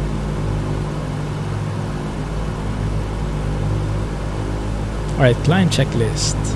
We have 40 inches of manifold pressure, not anymore. See how fast that goes. Get lowered again. 2400 on the RPM. Yes. CHTs. Yeah, they're pretty good in the green range, around 200 degrees Celsius. Cool. Cowl flaps, I can go and adjust that to climb. Let's go and do that just to allow them to breathe more. Landing lights, I turned that off already. Fuel boost pumps, yes, that can go off as well. Make sure that we still have fuel pressure. Yeah, that looks good. Seat belts can go off. Auto feather can go off. We didn't need it, thankfully. Windshield heat, let's check. Outside air temperature is reaching 0 degrees. So it might help if we add something here. 10 to 0, that's the one for the windshield heat. And then cabin altitude and pressure, let's check. We should have, you can see the cabin differential pressure rising. Cabin pressure is still at 0, but yes, after a while, after we reach around 4 psi probably, the cabin altitude will start climbing. Right, looking good. Blowers as required. Oh, we should have, I think, turned on this cooling turbine to normal. Yes, that's the one I often miss. I'm not even sure what this is. I think it cools down some of the instruments. I'm not exactly sure what it does, but you normally turn that on before you take off. Okay, that looks good. What else am I missing? Ah, yes, the inverters. So now the inverters can now go both to number 1 as well. Again, let's make sure that we have those indications. It's still working. Yes, looks good. Look at how fast that goes. Down to 35 inches again. Push that to 40. There you go. CHT is looking good. All temperature, all pressure, all well within the expected range. Fuel pressure as well. Okay, perfect. 8,000, continuing our climb, 165 knots. That's amazing. We are pretty close to... Actually, have we gone past? Yes, we have gone past the VOR. My bad. Alright, let's see. So let's double check little nav map here. We have gone past it. That's okay. We are still traveling in the same direction, so that's not really a big deal. So what we're saying is, look at all the AI planes, guys. No wonder I'm getting lag. All the AI planes getting spawned in. So 115.15, that's us. So if I turn on the breadcrumbs, that's what our path looks like, right? We took off from 25 right, and then we turned left and intercepted the VOR. Now we're here. We're going beyond it, and now we need to track the next VOR, which I think is not there yet. So instead, we should follow this track 182 degrees. Okay, 182 degrees it is. That's fine. So let's do this. 182, something like that, and then let's just go ahead and go to nav, to localizer, so that the plane can follow it on its own. Nice. Man, I love that hum, that constant hum of the engine, radial engines at that. Is this how the Corsair sounds like as well? I guess similar engine. Looking good. Thumbnail shot right there, guys. Beautiful turn. Looks like there was a point of interest there that I missed. Interesting.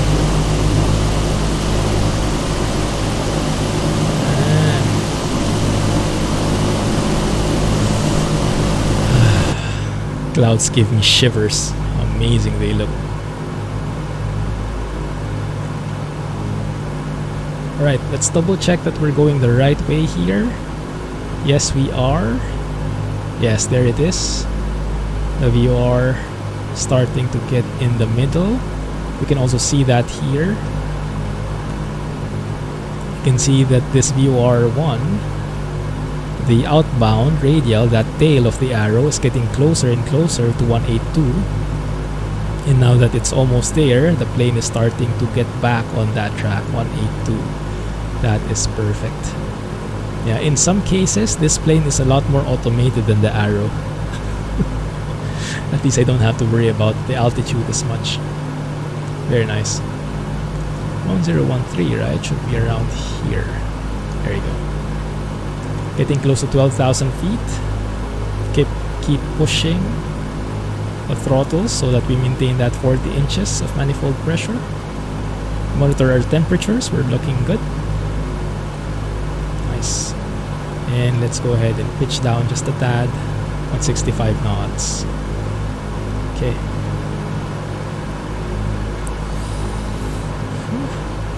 Beautiful. What I also want to do is do some checks on the fuel. Although we've missed that a bit. But okay, we have 1,000 to go. Okay, 1 second. We have 1,000 to go. I have to prepare myself for the cruise checks. We'll have to monitor that because we'll have to arrest the rate of climb at some point. Let's see. There it is. That's a good camera angle so that we have view on the altitude and we still have a view for everything else for the autopilot controls. We're climbing at a rate of 800 feet per minute. We can start to shallow that out bit by bit because we're getting close to 12,000. Flight level 120 actually. Now the funky thing at the moment is this altitude hold. This altitude, what's it officially called? Altitude control, I think. I expect we won't be exactly at 12,000 when we enable that. We'll see how it goes. Alright, there we go. That's looking good. Getting close to 12,000. 120.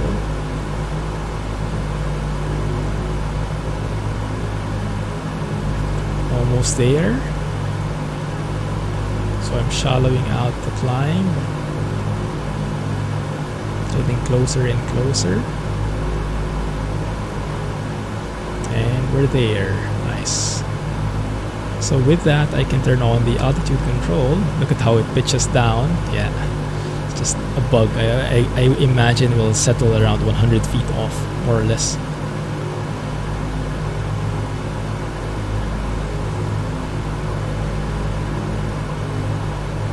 Let's let it do this thing. Yeah, there we go.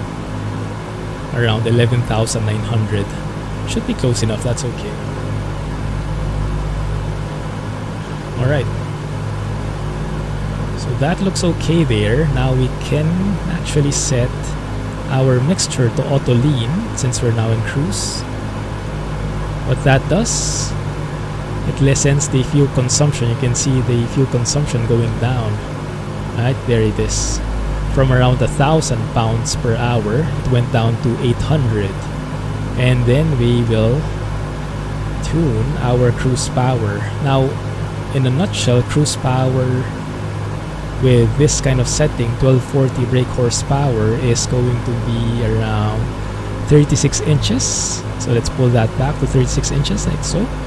And the RPM will be 2250. So something like that. Right? And that should land us somewhere in the 155 BMEP range, which we're not. So I think I'll have to pull that back because I like to follow the BMEP when it comes to cruise. So pull back the manifold pressure until we get 155. There it is. 155 BMEP for all engines. And now we're getting a proper fuel flow of around 600 plus pounds per hour per engine. Looks good. Sounds good. With that, we can also close the flaps 0 degrees. Won't need that much anymore here. The engine isn't working as hard and we are high up that we should get enough airflow to cool the engines. We're currently at -8 degrees Celsius, so let's go ahead and tune the windshield heat for that. This one, 0 to -40, that's the setting. Looks good. We don't need any lighting anymore, I guess. Although it kind of is nice, right? Having that gentle red light. So we'll keep it. And let's check the cabin pressure. So as expected, we are at 200 feet. Cabin altitude. While we are, the flight itself, the plane itself is at 120, flight level 120. Cabin differential pressure around 3 psi. Looks good, and the cabin altitude is not moving anymore. Barely is. Okay, great. And with that, we are officially on cruise. We made it this far at least. I'm happy with that. Whew, okay. Alright, so do we go here already? Maybe before that though, I want to check some of the charts here. Let's rotate that a bit. View, rotate clockwise. So let's go to the 1240 torque meter horsepower, and we are at 12,000 feet, so that's this guy. Oof, that's not going to be very good. I'm not sure how to say. Okay, fine. 2260 RPM actually. 155 BMEP. Should be around 623 pounds per hour. Are we close there? 623, a bit higher. So I think I can push forward my RPM just a bit. 2260, that's around that. 155 BMEP. Close enough. That's close enough. And then in terms of gross weight, we should be around, I imagine we're somewhere here now, 87,500 to 82,500. So our indicated airspeed should be 213 knots, and our true airspeed should be 262. I think that's miles per hour though. Is it? Yeah, true airspeed is miles per hour. So that's actually, I don't know why they do that. So this is knots, but this is miles per hour. Fine.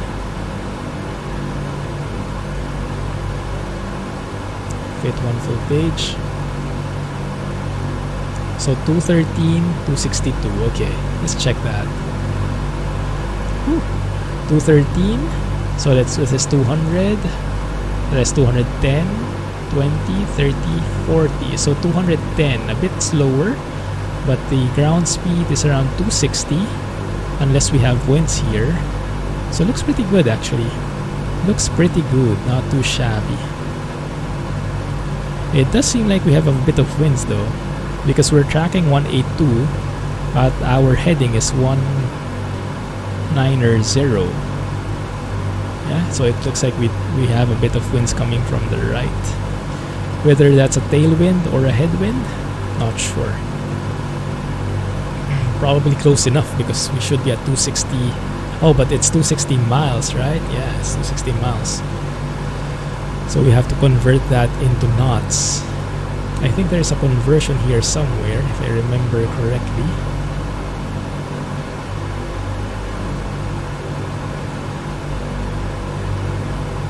Over here.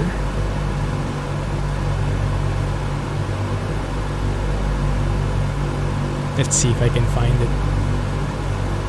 This one, knots to mph. Okay, that one. So 260 miles per hour is somewhere here.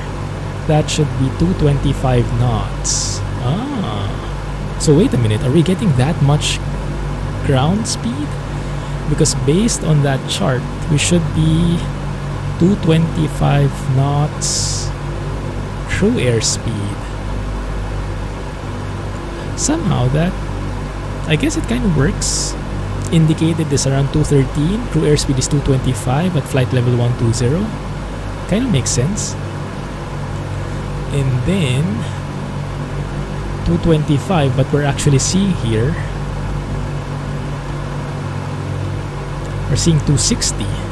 So does that mean we have around 35 knots of tailwind? Oh my goodness. That's lucky for us then. Is that true? How do we verify that? Well, we can cheat just to see. We can see here maybe.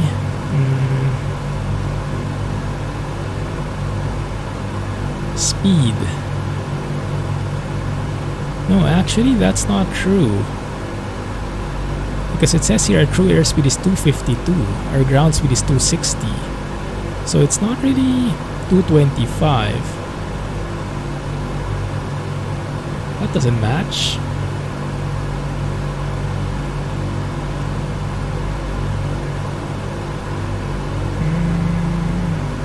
Let's double check that again.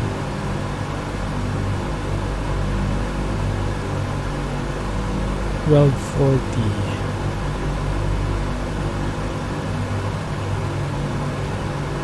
260, 155. So this one works, right? The RPM, the DMEP, the pounds per hour, that's more or less same. But it's the indicated airspeed and the true airspeed that doesn't make sense so far. It says here that the statute miles per hour true airspeed, but that's actually like not still. Anyway, okay. I guess that's around 260 more or less, with a little margin for error. How are we in terms of navigation? Nav2 is still not being received. 113.8. Yeah, it's still not being received. Salzburg. That's okay. We should be getting that if I look here. So right now if we look, we are 58 miles away from the initial VOR. So we are 58 miles from this one, from Glasdorf. So if we measure that, 58 miles is around here, near the top of climb actually. So we're somewhere there. Let's turn off the AI. That means in around 50 miles more, or in total around 110 miles away from this VOR. So if we measure that, 110 is when we should start receiving the next VOR based on that range ring. Okay, so that's fine. So it's expected that we're not getting anything yet. Okay, good. That's okay. We can handle that. 62, so around halfway more. Nice. Phew. Okay. Finally, the workload has lessened. And now, 2 hours afterwards, we can start discussing the electrical side of things. By the way, is the volume too loud? Just want me to tone that down.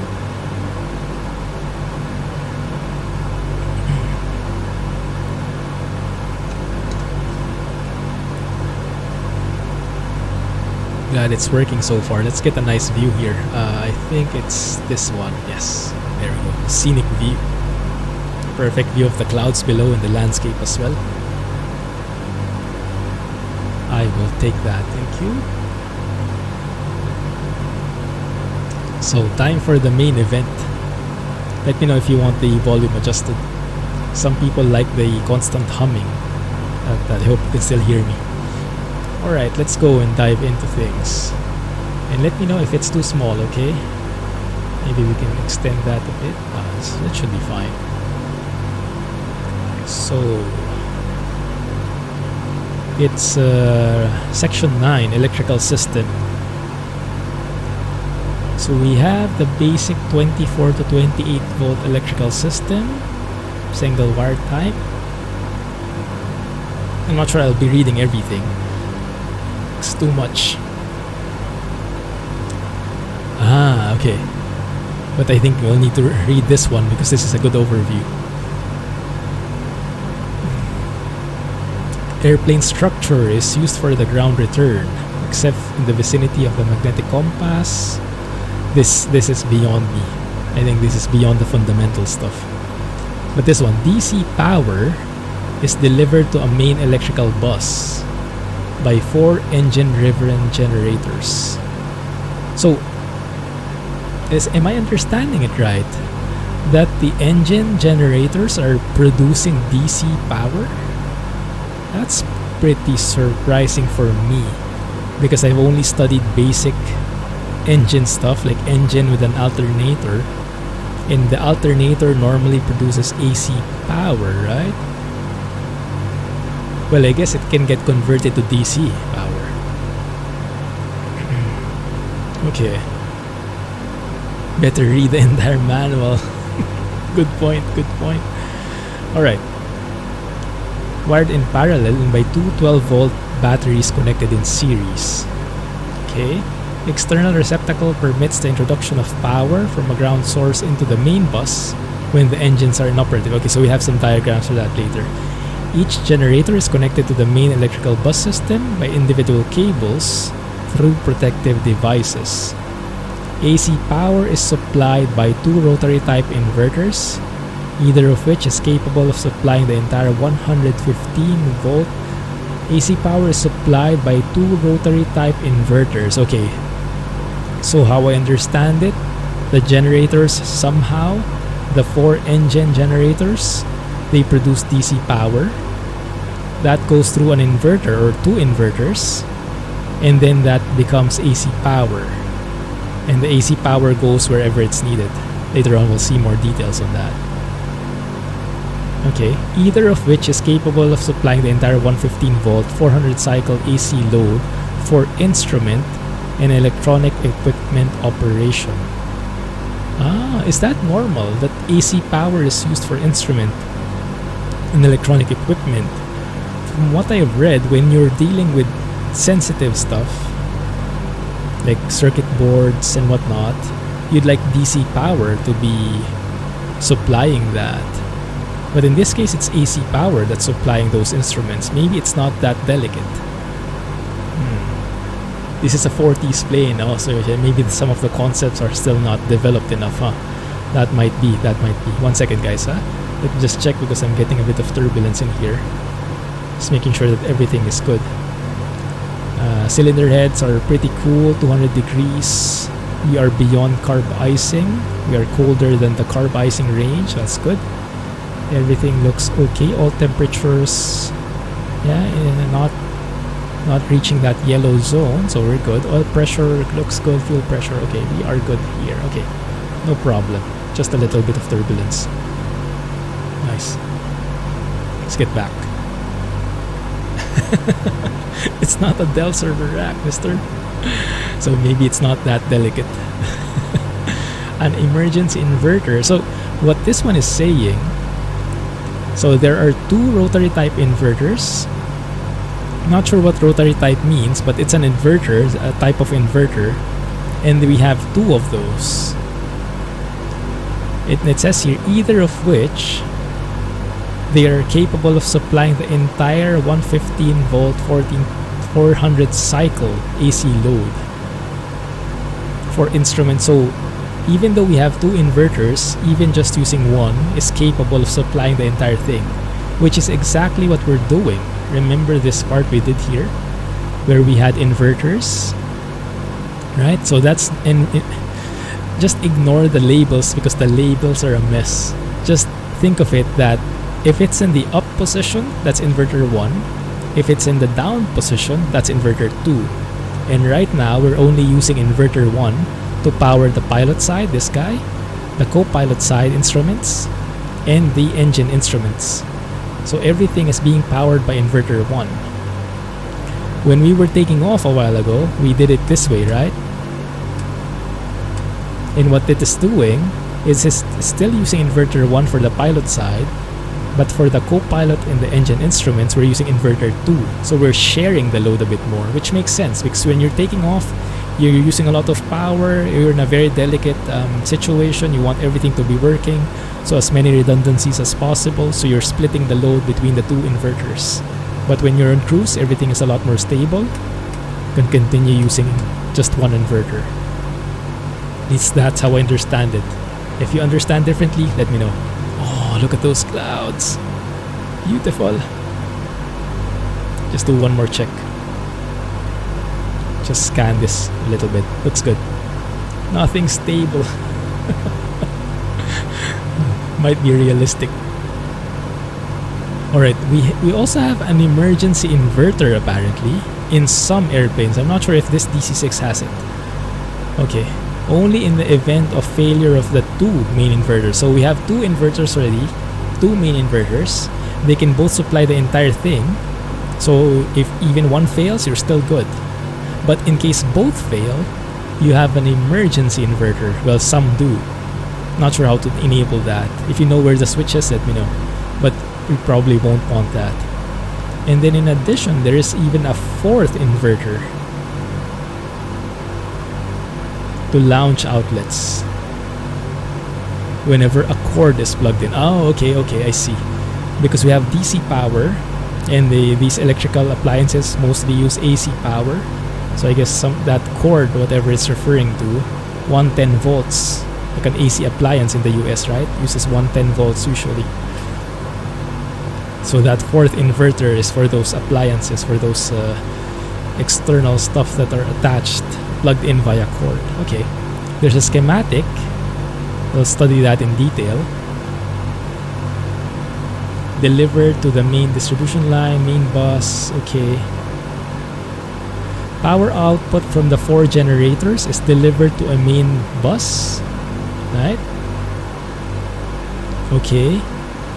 It tells us where it is physically, and then the main bus in turn delivers power to 5 secondary buses, okay, which delivers power to the various operating units and systems. Alright, so from the generator to the main bus, from the main bus to the secondary bus, and from the secondary bus to the various units and systems. Okay. Each bus, with the exception of the emergency circuit bus, is protected by Burndy current limiters. Okay. Circuit protectors or fuses, current limiters, and circuit breakers. Okay, some protections in there. Makes sense. We don't go into the details of that because it's beyond me, unless it's specifically explicitly mentioned here, but let's go through it bit by bit. The generator bus system is so designed that if a short occurs, the faulty generator system will be automatically disconnected. Okay, makes sense. Makes sense. To not impact the rest of the systems. The importance of the electrical system must not be underrated. That's why we're doing a deep dive. As all electronic and navigational equipment, all engine instruments, and practically all flight instruments depend solely on the electrical system for operation. Okay, so that just highlights the importance of everything. All these. For en route troubleshooting and emergency operation, okay, some emergency procedures. Okay. Alright, let's see. DC power supply generator. I still don't get this, guys. How can a generator produce DC power? I thought engine generators produce AC power mostly. Let's read. Primary power for the electrical system is supplied by 4 engine-driven generators. So, if we go back to the plane a bit. Ah, look at that. Let's take a photo of that. Beautiful screenshot. So you remember these guys? We turned on as part of the startup. These 4 generators, right? We turned them on. So that's what controls if the generator is on or not. And of course if the engine is running. Engineer dude, put out the fire! Flying behind me, but you're not keeping up very well. The old stuff used to be DC. Ah, that makes a lot of sense now. Right, I'll have to study how that works. Because with the AC with an engine, a modern engine with an alternator. There is a magnet spinning in the middle, right? It's a magnet spinning. There are coils on the outside, and the magnet spinning is forcing the electrons in the copper wires, copper stuff to move like that, producing the alternating current. This way, that way, this way, that way. But in a DC generator, I'm not sure how it works. That is interesting. Beautiful. Okay, let's continue reading. Maybe it will make sense. Each capable of delivering 300 amperes, okay, at 28 volts DC. At normal temperatures, or 350 amperes at 0 degrees centigrade temperature, so that it can provide more in a colder environment. Each generator is capable of supplying alone sufficient power for flight necessity. So we have 4 generators, but even one is enough for the flight essentials, provided all instruments and equipment not essential to flight are turned off. However, the total generator capacity versus the average total demand of the electrical system is such that, generally speaking, normal operation can be maintained on 2 generators. Okay, so 1 is enough for the essentials, but you need 2 to power everything. But you have 4, so you only need 2, so you have 2 for redundancy. It's cool. And for more balanced load. Nice. Alternator can charge and provide power. An old DC generator can only produce power and nothing else. Yeah, I've been watching a lot of these electrical engineering videos for the basics. It's making a lot of sense, but this one is a different beast again. I think I studied the more modern stuff. Let's see. Let me have a quick check first. 121. Oh, there we go. Perfect. So exactly, right? 113 miles. We should have the VOR2 in range, and we do have it. So let's go ahead and switch it. Let's switch to gyro pilot at the moment. Let's switch to the new VOR 113.8. We are a bit off track of it. That's fine. What we can do instead of following this track is we can just go direct to it that way. So we're just flying direct to the VOR anyway, so no need to do some fancy maneuvers. Just go direct to it. Just change your course a bit. Go back to localizer, and now we're actually following the next VOR now. So if we look here, the VOR is now counting down again, so we're getting closer to that next VOR. Nice. Well, now that's set up, let's set up the next VOR, which is Rimini 116.2. Now that's a Vortac, I think, and that has a lower range. Yeah, so that part is where we'll have some kind of dead reckoning later on. That's okay, we'll figure it out. 116.2 right here. Oh, the clouds are getting higher. Is that still good? Might actually be inside the clouds here. We'll have to watch out for icing because it is currently -7 degrees more or less. So we are still within the icing conditions. We'll have to make sure, double check as well, that no sudden fluctuations in RPM and manifold pressure happen. But yeah, nice cloud surfing here. I like it. Okay, let's continue. Voltage control. We have voltage regulators. Okay. Maintain a constant voltage of 28 volts. Okay, so the generators most likely do not produce a constant voltage, but we have a regulator to control that and produce a constant 28 volts plus minus 1/2 volts. Okay. When 2 or more generators are operated in parallel, they must assist each generator. Okay, I don't think we need to focus so much here. This is mainly the details on how to maintain that 28 volts. So I also have reverse current relays. Let's start with the beginning though. We're getting into the weeds here, but we haven't really covered the basics yet. We have circuit breakers as well. Okay, this is the one. Okay, this is the one that I want. I wish there were more details on how this works, but somehow the engines are producing DC power. So DC power is a direct current power, so that means the electricity flow is moving only one way, like either clockwise or counterclockwise, or one flow only, as opposed to AC power, which is doing it both ways, alternating. That's why it's alternating current. So this is only going one way. Okay. So we have some safeties in place. Over voltage relay. We have fuses, we have circuit breakers, everything. But let's start from the beginning. So we have 4 engines, we have 4 generators. Okay. Man, I really want to study how that works. Does anyone want? Can anyone find something there? DC-6 engine generator. Maybe there's a diagram for it or something.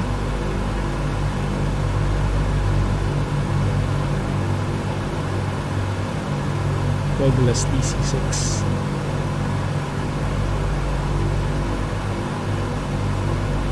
Or maybe radial engine generator. Maybe that's... Oh, are we inside clouds? We have to monitor that. 1 second. Let's get back to it. Went to school to become a truck driver and had to learn this stuff, but I never got through it. Oh my goodness. We just went through a huge updraft there. My goodness, look at that. Whee! Wow. That is intense. We might have to go beyond here a bit.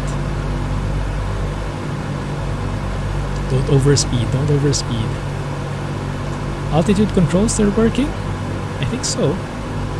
But for some reason it's not able to handle that. I think two huge upswings. This feels like a roller coaster now, guys. Oh my goodness.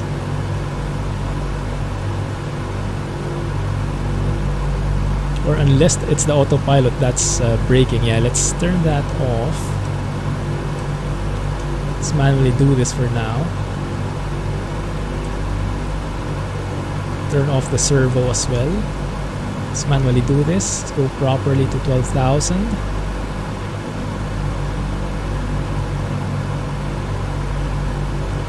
Severe turbulence from the clouds. Alright, so you can see the throttle moving. I'm handling this manually.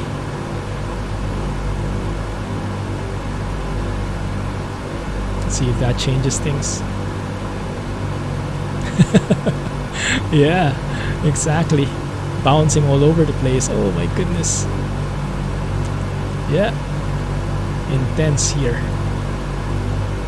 I think even the altitude control was not able to maintain it because of the sudden pitches.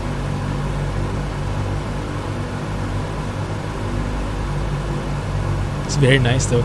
I can almost feel the plane as I adjust this on my own. Okay, it's getting more stable, I think.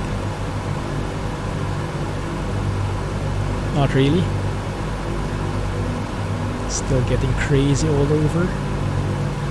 In addition, we have to make sure that we're not icing anywhere. We are beyond carb icing temperature, so that's good. One less thing to worry about.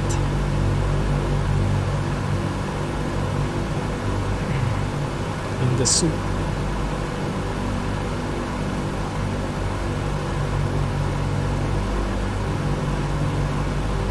Let me trim this out. It's not properly trimmed anymore. Wings level, please. Thank you.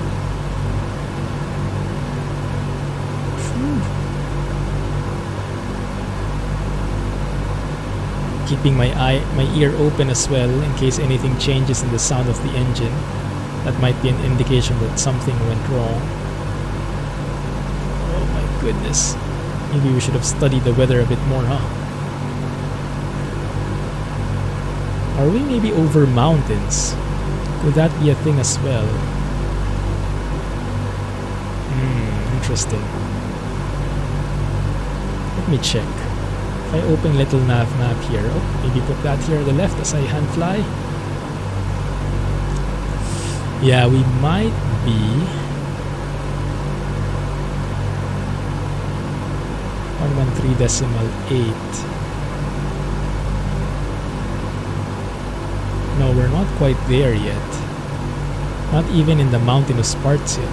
At least not that bad. Because later on, we'll be getting close to mountains.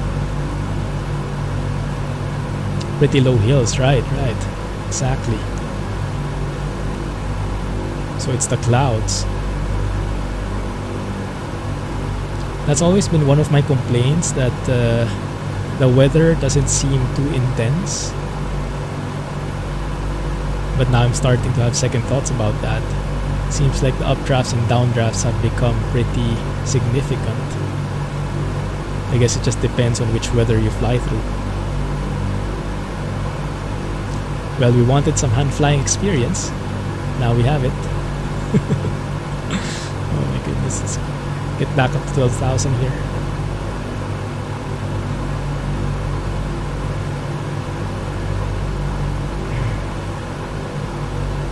Now I feel what Murwas is feeling. The feel of this gigantic bush plane. It's very nice actually. Okay, let's continue climbing at around 500 feet per minute here.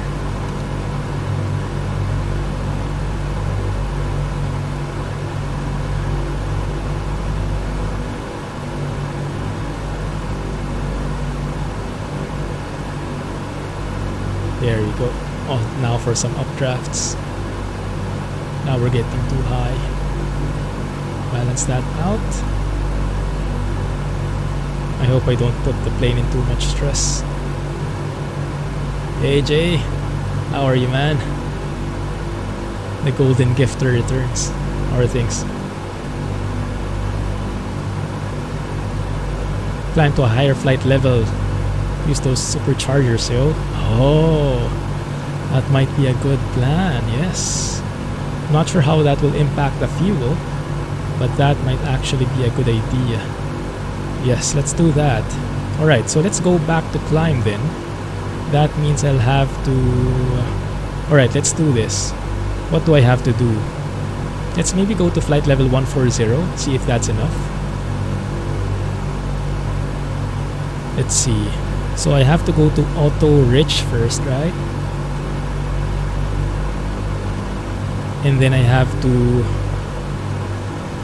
push forward my prop RPM for climbing back up. RPM first to 2400. And then power to 40 inches. That should allow us to climb. Yes. Trim to 165 knots. Coming in 3 hours. Getting excited for it, and that's super cool. Let's get back on track here. Actually, I've never tried using those superchargers. Going too high. Don't even know what I need to do. I think there's some steps about the... What do you call this?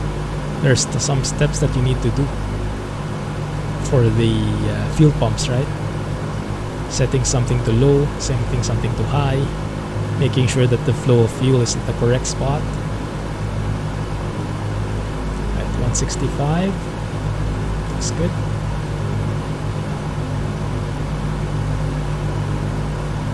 Slept all day. Sounds good. Should be topped up in sleep then.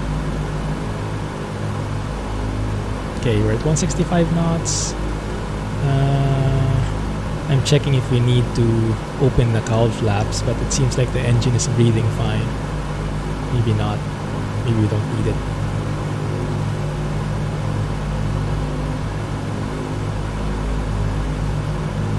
Okay, that looks good. Let's see if I can stabilize the plane here. So let's turn on the gyro pilot, autopilot servo. Let's go straight. Follow the localizer. It's good.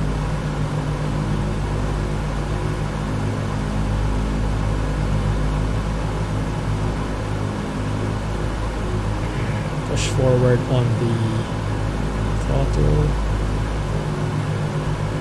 Why are we descending? Pitch up.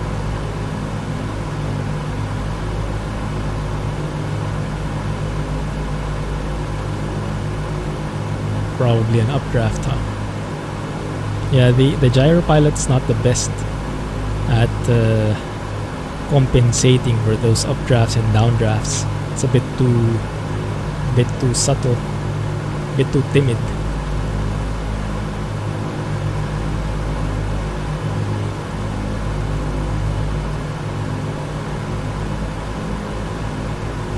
This view is better.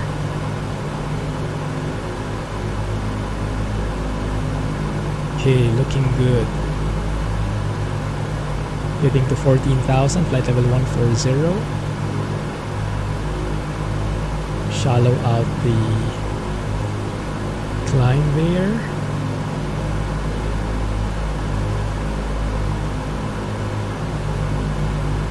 And we'll see how far the altitude control will take us again.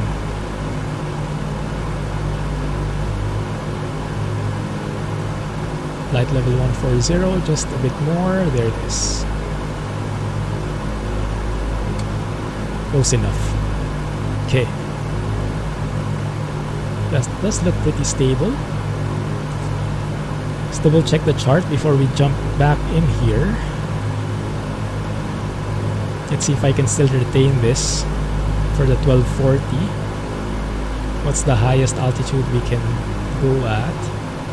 14,000 is the maximum. Okay, that's perfect. 2300 RPM, 152 on the BMEP. Okay, let's go with that then.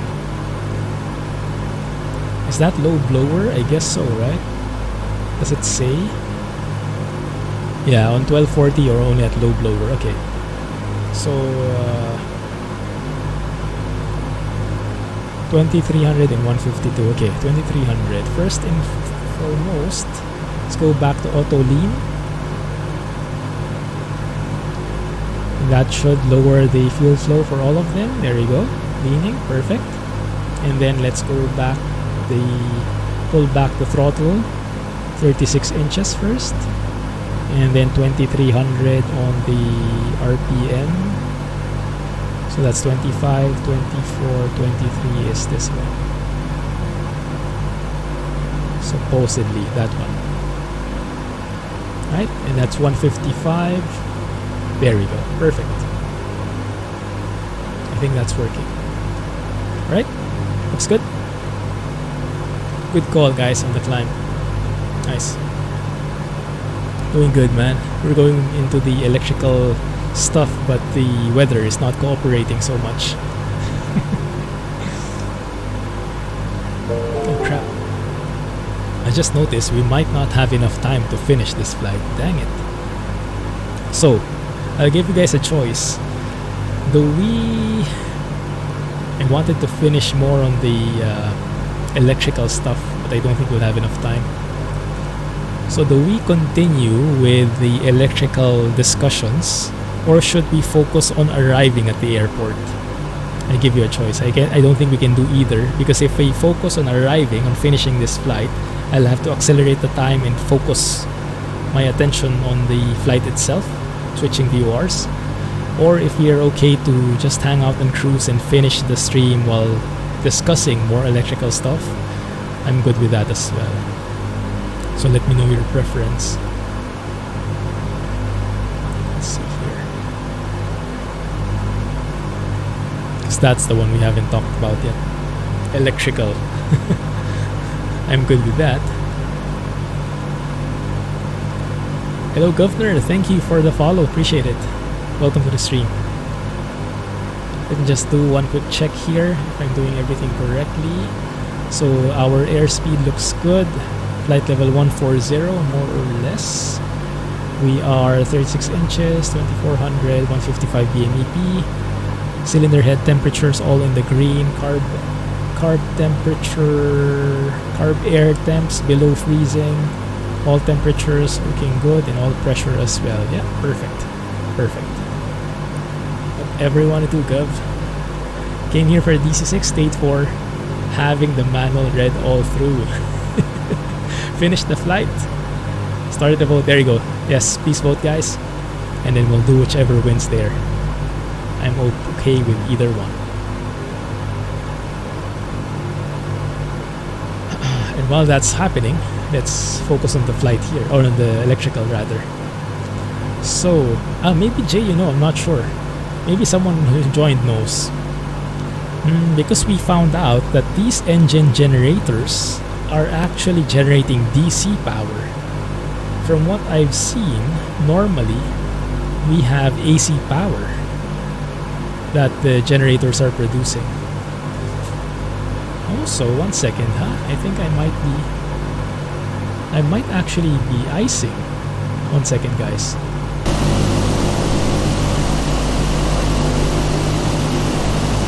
We do have a bit of ice there. I only knew because I looked at little nav map. It's kind of cheaty. Yeah, we're actually building up ice here, but I don't have any indication. There might be some problem with the visual reference. Let me show you. Little nav map actually shows you if you have icing. 36% here.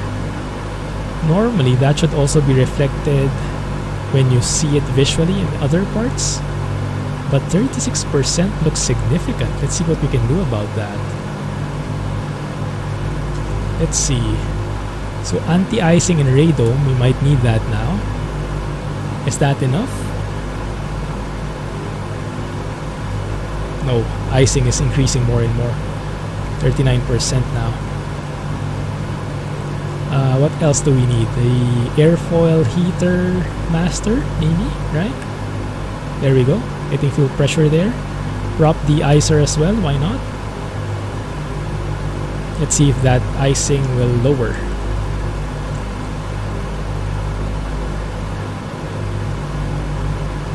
Right. I think, yeah, that makes sense. Some would require DC, some would require AC. But what I'm not sure of, because converting it can happen using inverters or some other means, right? But the generator itself, from what I've seen in modern engines, they produce AC power and then it just gets converted to DC in the latter part of the alternator. Forgot what the term is. Sounds like recliner. Starts with an R. I'm not sure what the term is, but it produces AC power by default, and then it oh, look at that, actually go flying one. Not a lot of votes but won by a tight margin. Okay, so let's focus on the electrical then. We'll do what we can with the flying. Plenty enough to go around there, but yes, let's go with the electrical stuff. Oh, and it looks like the icing is thinning out based on little nav map, so whatever we did here, it's working. Let's keep that on.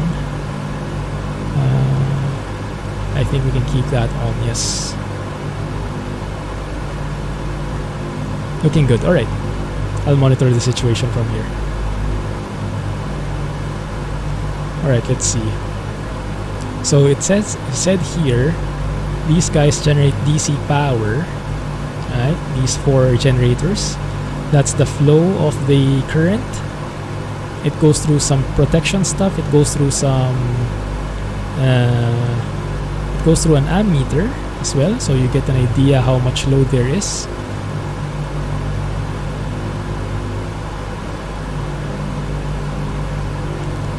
And it has some over voltage relays, generator control switch. So this is the switch that we turned on a while ago in the overhead. We have 4 switches, right? One for each. Nice.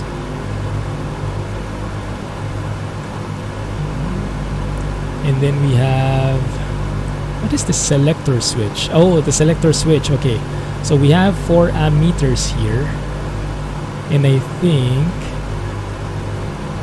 and then we have a voltmeter here, and based on what you select, that's what's going to show on the voltmeter. I think that's this one. Let me see if I can check it. This one.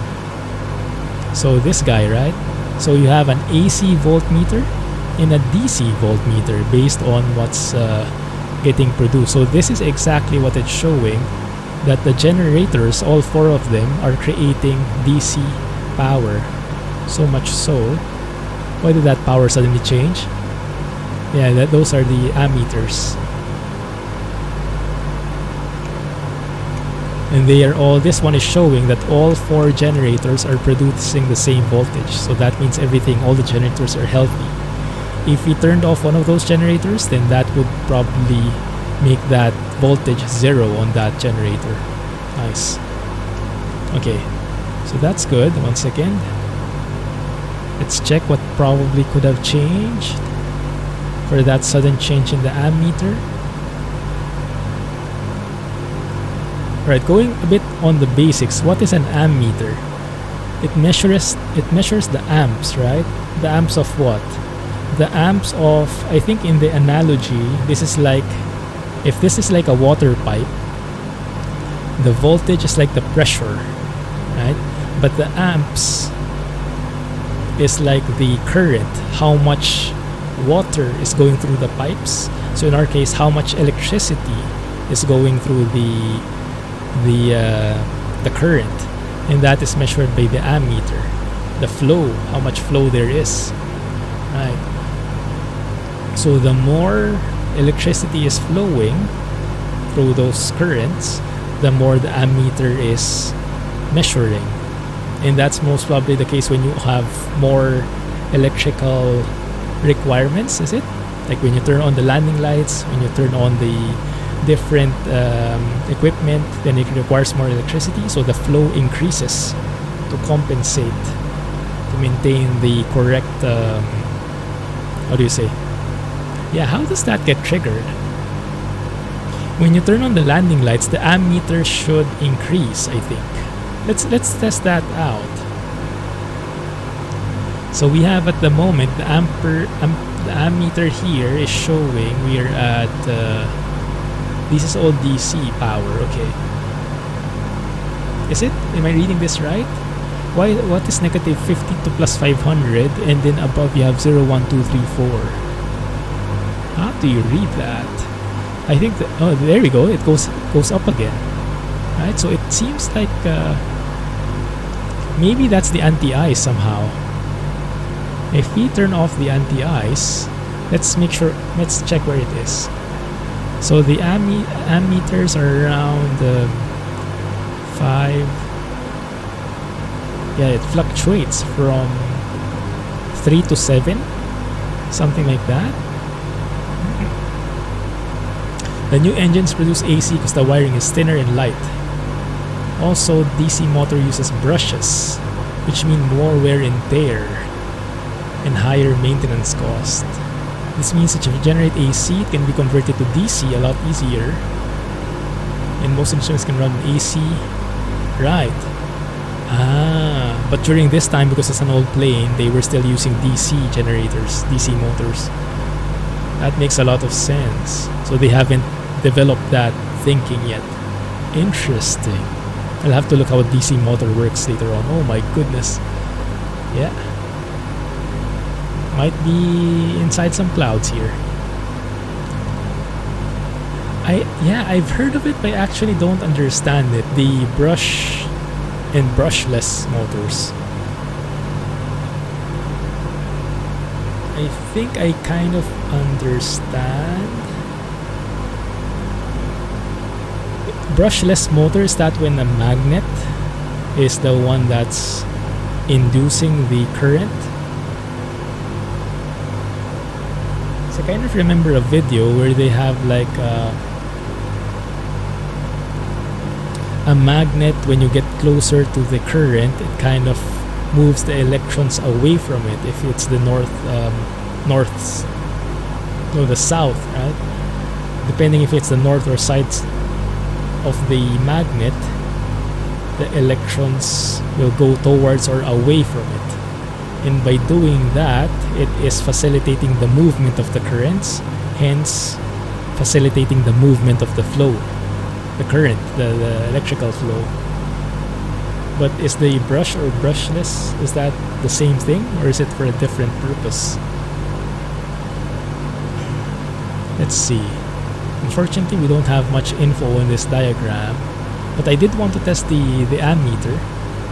Right? So if I use more stuff, I remember this from the arrow. If you turn on the landing light, the fuel pump, the ammeter increases because more flow is needed. So if I, for example, turn on the fuel pumps, let's try it. Set that to low.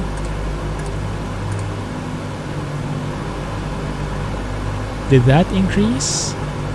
It's kind of fluctuating, so it's hard to see, but that didn't seem like it. Maybe it's more complicated than that.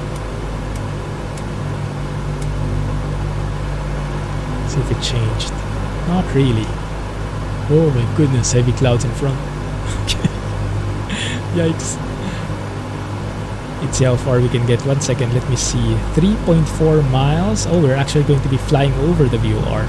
Let me switch to gyro pilot in here, because the VOR will go silent on us in a bit, and then we'll have to be on a 180-degree track. Actually, we're almost on 180 already. It's perfect. There we go.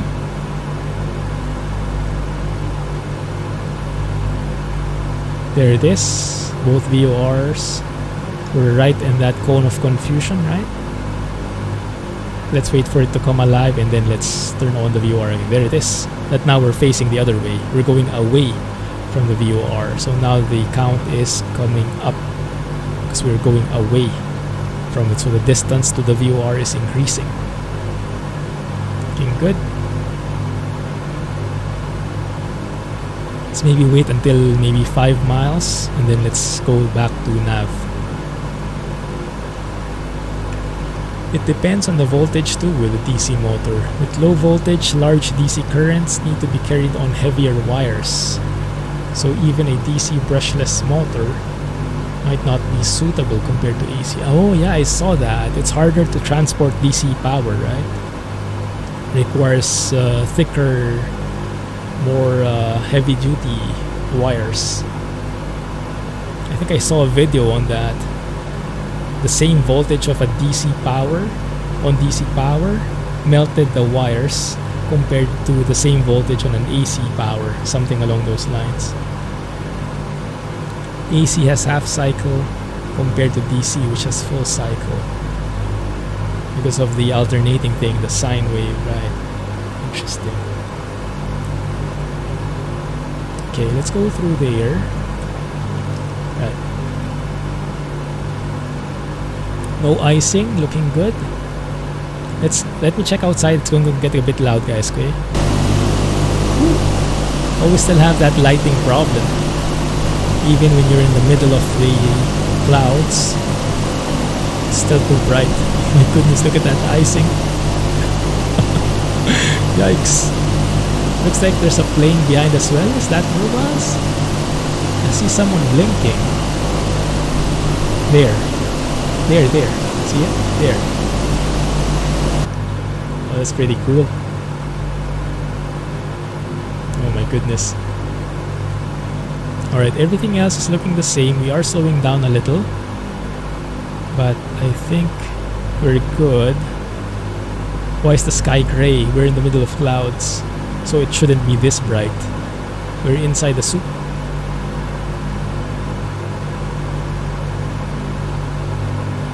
Yeah, you can kind of see the sun seeping through from there. But yes, that's why we're icing like crazy. So we are in that icing temperatures. Yeah, maybe. Yes, exactly, Jay. My hatest skybox ever from NL, the gray ones. And we're right inside it now. Okay. But everything looks good. We have anti-ice. Anti-ice seems to be working. Everything looks stable so far. I hope I didn't just jinx it. Let's get back to this. Okay.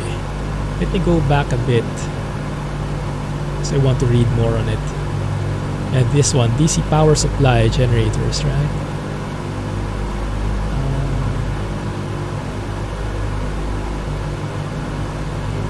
We read it from here. Inverter, we haven't gone there yet. Yeah, this one, 4 generators delivered to a main bus.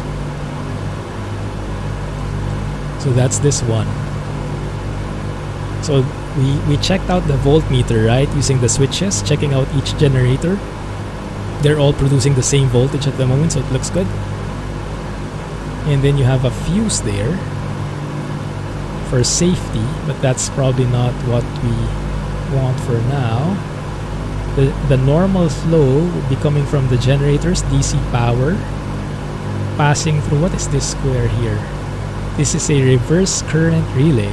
Okay.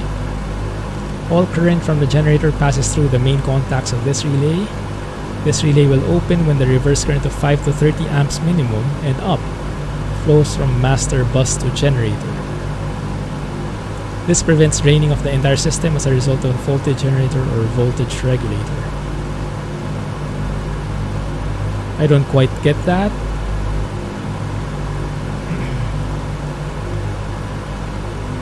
Maybe I have to read it again. Hey, Wings!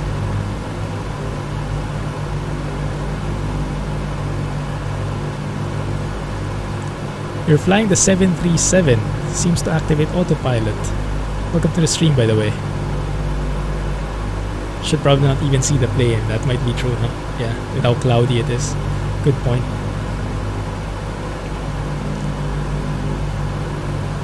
So which 737 are you flying? Are you flying in Microsoft Flight Simulator?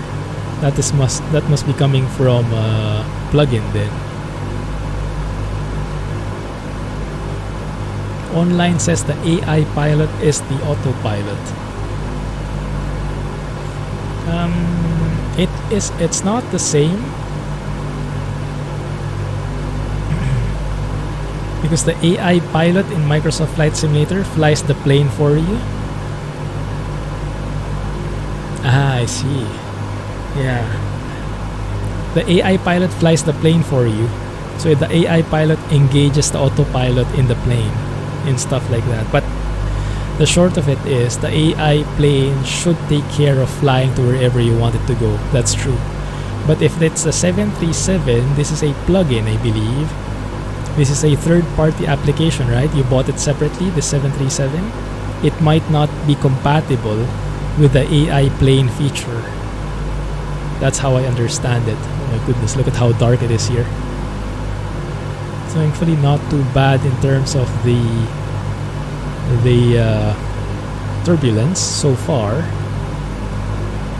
We'll see. We will see. Okay. Let's get back to this one. All current from the generator passes through this guy, and this relay will open when reverse current of 5 to 30 amps minimum and up flows from master bus. Okay, so it kind of prevents things from going the opposite way, it seems like it. Because the flow is going, in this diagram, the flow is going downwards. If for some reason the flow goes up, that kind of protects it, I guess. So that's how I understand it. Yeah, sure thing, Wings. Hope it works better with the other planes. The default plane should work. Highlight on should.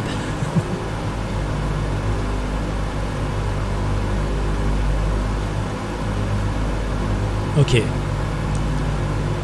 There's a reverse current circuit breaker as well. In the event that the relay fails, the circuit breaker will open. Okay. When it exceeds 300 amps, it will cut off the generator. Okay, so some safety, a lot of safety in there. So the electricity from the generator goes to the main bus. Alright, that looks good. And then from the main bus, it says it goes to secondary buses. How many? Let's have a look.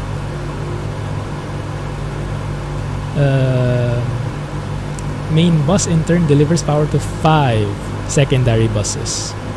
Alright, so let's look for that, the 5 secondary buses. So this is the main bus. Oh, there's the secondary bus.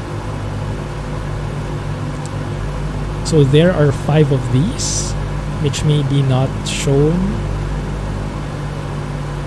in full detail here. Or maybe, how do you read this? Yeah, because it's a secondary bus. What is the reverse current for, guys? Is that, I guess that's the one that makes an electrical circuit, right? Because what if it flows downwards, there must be a flow that goes upwards again. So it looks like this. The red arrow is the flow coming from the generator going to the main bus, but there's also a flow,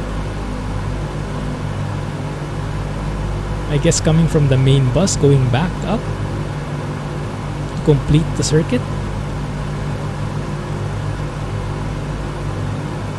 I don't see a black arrow going up from the main bus though.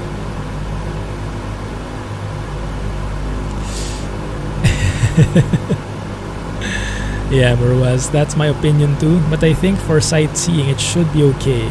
If you're not planning to simulate like the real systems and you just want to see the exterior, how it looks, then it should look like a 737. It should look like a 777. I think that's enough for that purpose. But yes, not for simulation.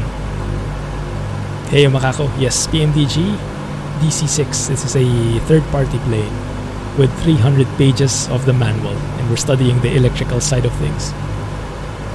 They're saying that probably faulty DC generators generate more current.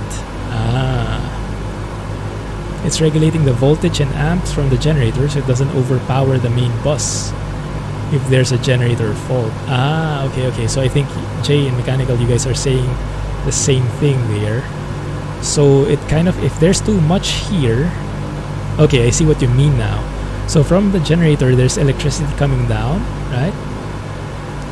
But if for some reason it gets too much, then it goes back this way. This is the reverse current relay, so it goes back through here. And if in such a case that even the reverse current relay is not enough and some of it passes through too much, then if it goes beyond 300 amps, it will just cut the flow here, because this is a circuit breaker, so it just cuts the flow here so that over amps doesn't reach the main bus. That makes sense. That makes a lot of sense. There's a black arrow from the relay, meaning it blocks it before it reaches the main bus. Here, this one. Okay, that makes sense. Right. Even the DC-6 can be used for that and made simple to fly. Yeah. I agree with that statement, Murwaz. Yes. I'm not a fan of it either, but for some people it's okay already, so yeah, it's hard. The open market, right? The same if it's low, if it keeps circulating until it reaches enough to flick the relay open. Right, that makes sense. So that we ensure that whatever is going through to the main bus is not too much and not too little. Okay, I guess in layman's terms, that's how you do it. You would phrase it. What are you doing up at this time exactly? Not complaining at all though. Glad for the company.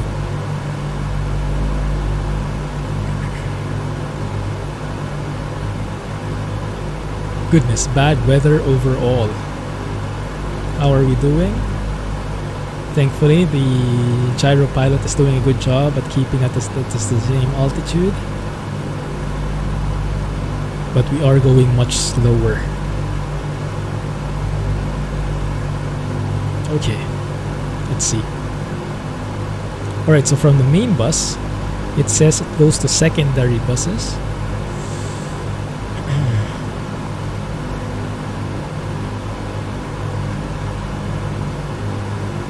There's an auxiliary power bus as well.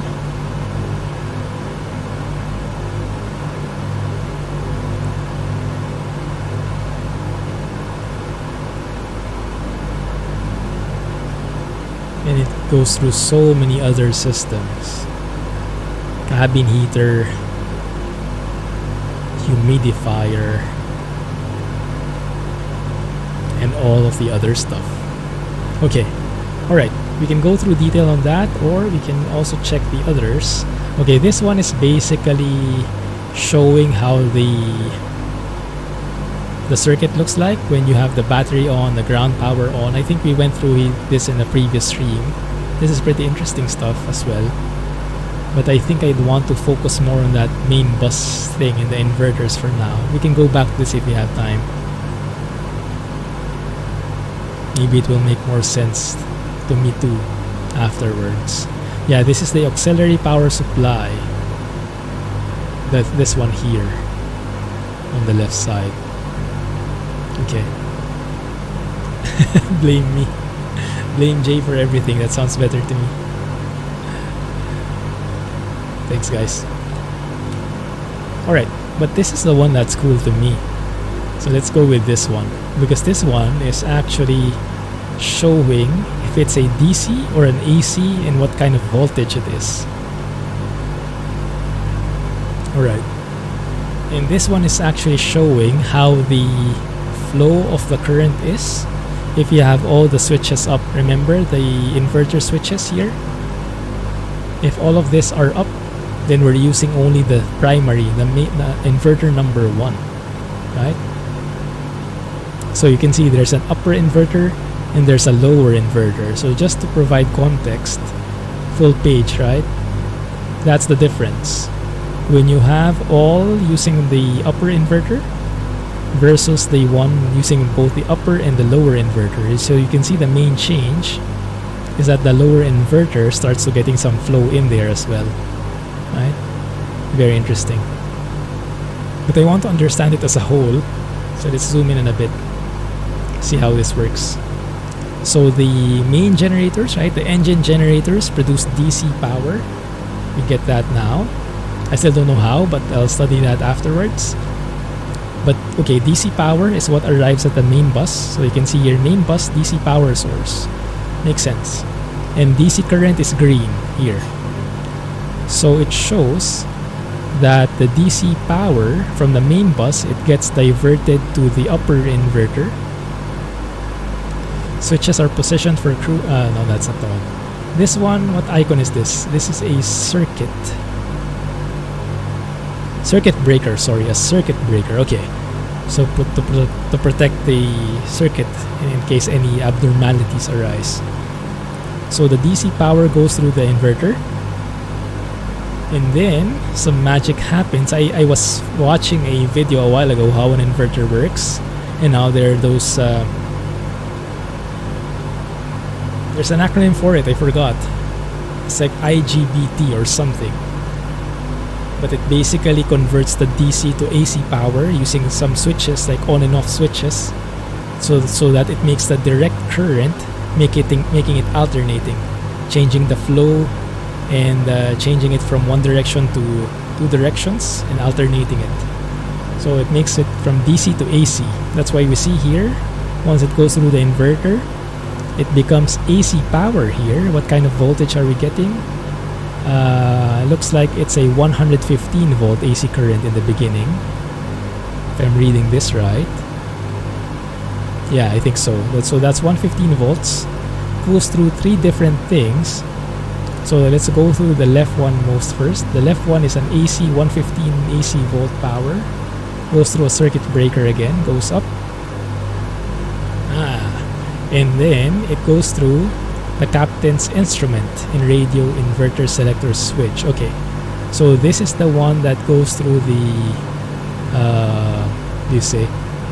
because it's the upper inverter that's powering the pilot side, right? The pilot instruments, the captain's instruments. But interestingly enough, there's also DC power that goes through here. So I guess the instruments are a mix of AC and DC power depending on what is required. Let's see. Maybe there's more details on this later on. Okay, let's go through it. So the AC power. This is just the selector switch. Okay. So the AC power goes up, goes to the left. Drift meter if installed. I'm not sure if we have that, but here we have. Okay, looks like we have a, what do you call it, guys? A transformer, is it? The one that changes the voltage, so you can lower or increase the voltage of the electricity. So here we see from a 115 volt it becomes, I think, a 24 volt. Is that right? Or 26? 26 volt, yeah. Transformer, okay, thank you. So from 115 it becomes 26 and goes through, powers the fluorescent lights, the radio, the cabin pressure control amplifier, okay. And then it goes through here. Am I reading this right? What is this circle? And why is it not directly connected? Like this red line is kind of disconnected in a way. And then it powers the gyro compass this way. 3-phase equipment. Both of them do.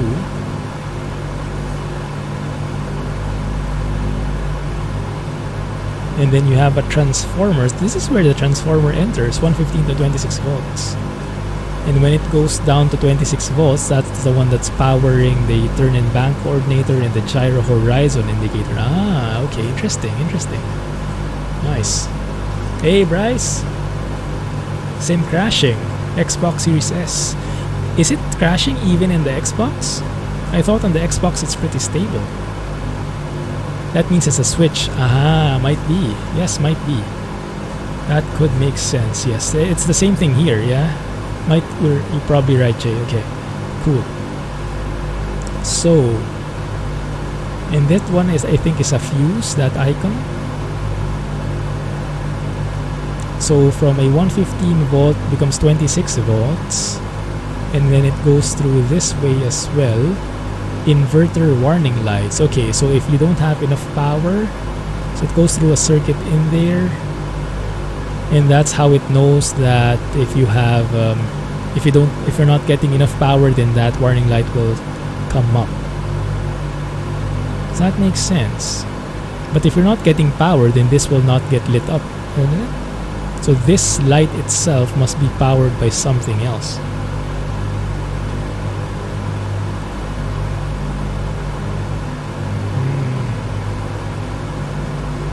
Ooh.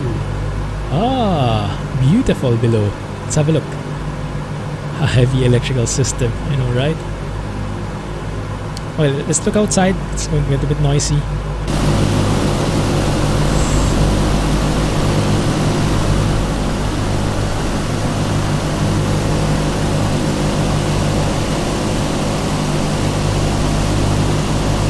I think we're in the Alps here. Not the best visibility.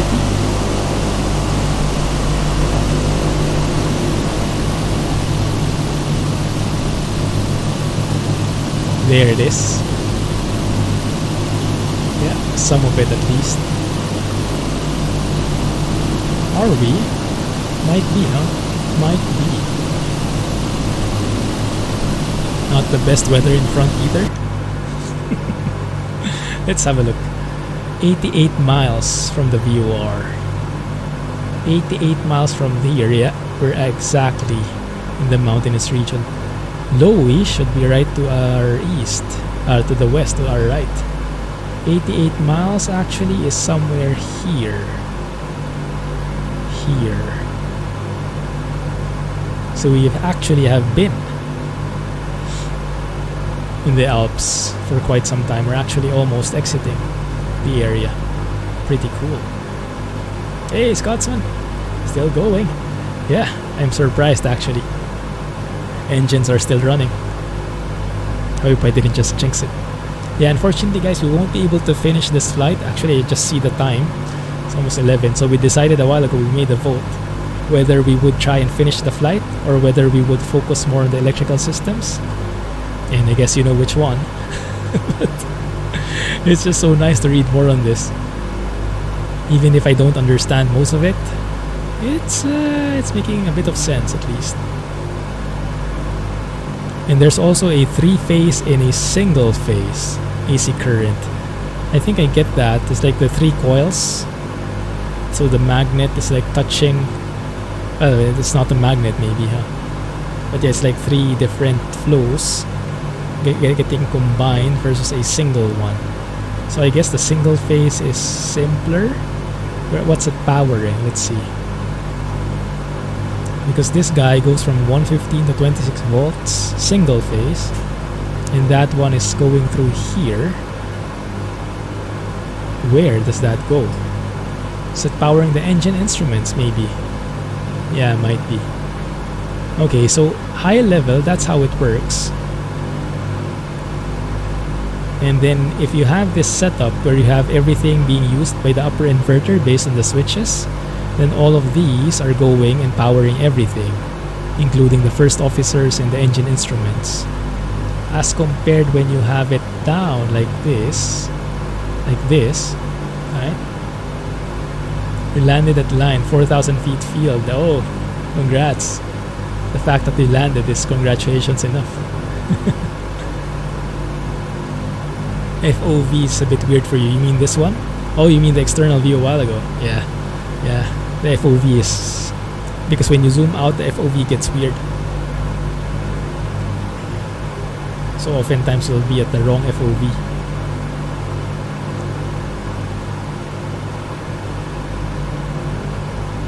Got shocked daily touching live wires. Oh my goodness, hardcore stuff. Sounds good, man. Alright, so as compared to when you were using this kind of switch, right? When you have the co-pilot and engine instruments using the lower inverter, you see that the lower inverter starts to get DC power, and it also gets and it also converts that to AC power.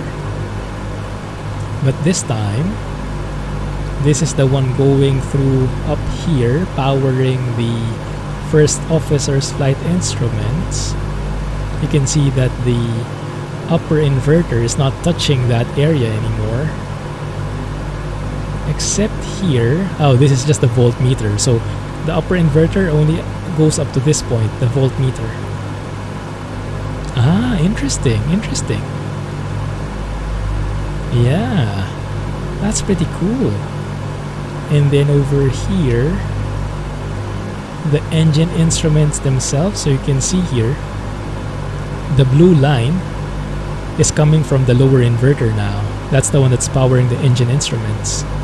Right? You see that blue line goes up to this point, and that's coming now from the lower inverter. As compared to the previous chart, the blue line was coming from the upper inverter here and powering the instruments. Very nice. And all of them are going to the voltmeter, and that's how we know that when we go to the voltmeter like this, AC voltmeter this time, you can see the C phase, right? The A phase. That's how you get those different readings. Very nice. So engine instruments 26 volts, captain instruments, the C phase is higher. What is that? 28? Same as the A phase. What is the C and the A phase? Let's try and trace that a bit. The C phase is this one. The A phase is that thin one. Okay. I see. It looks like it. Interesting. Goodness, that's hardcore. But yeah, it starts to make sense. A lot of the details are still blurry to me. But I think the one that I really want to learn next, and I'll read this through offline, is how that engine generator actually produces DC power. This initial part of the flow. This one, how that becomes DC even. So I've only watched something that produces AC power so far. Oh, there we go, freedom!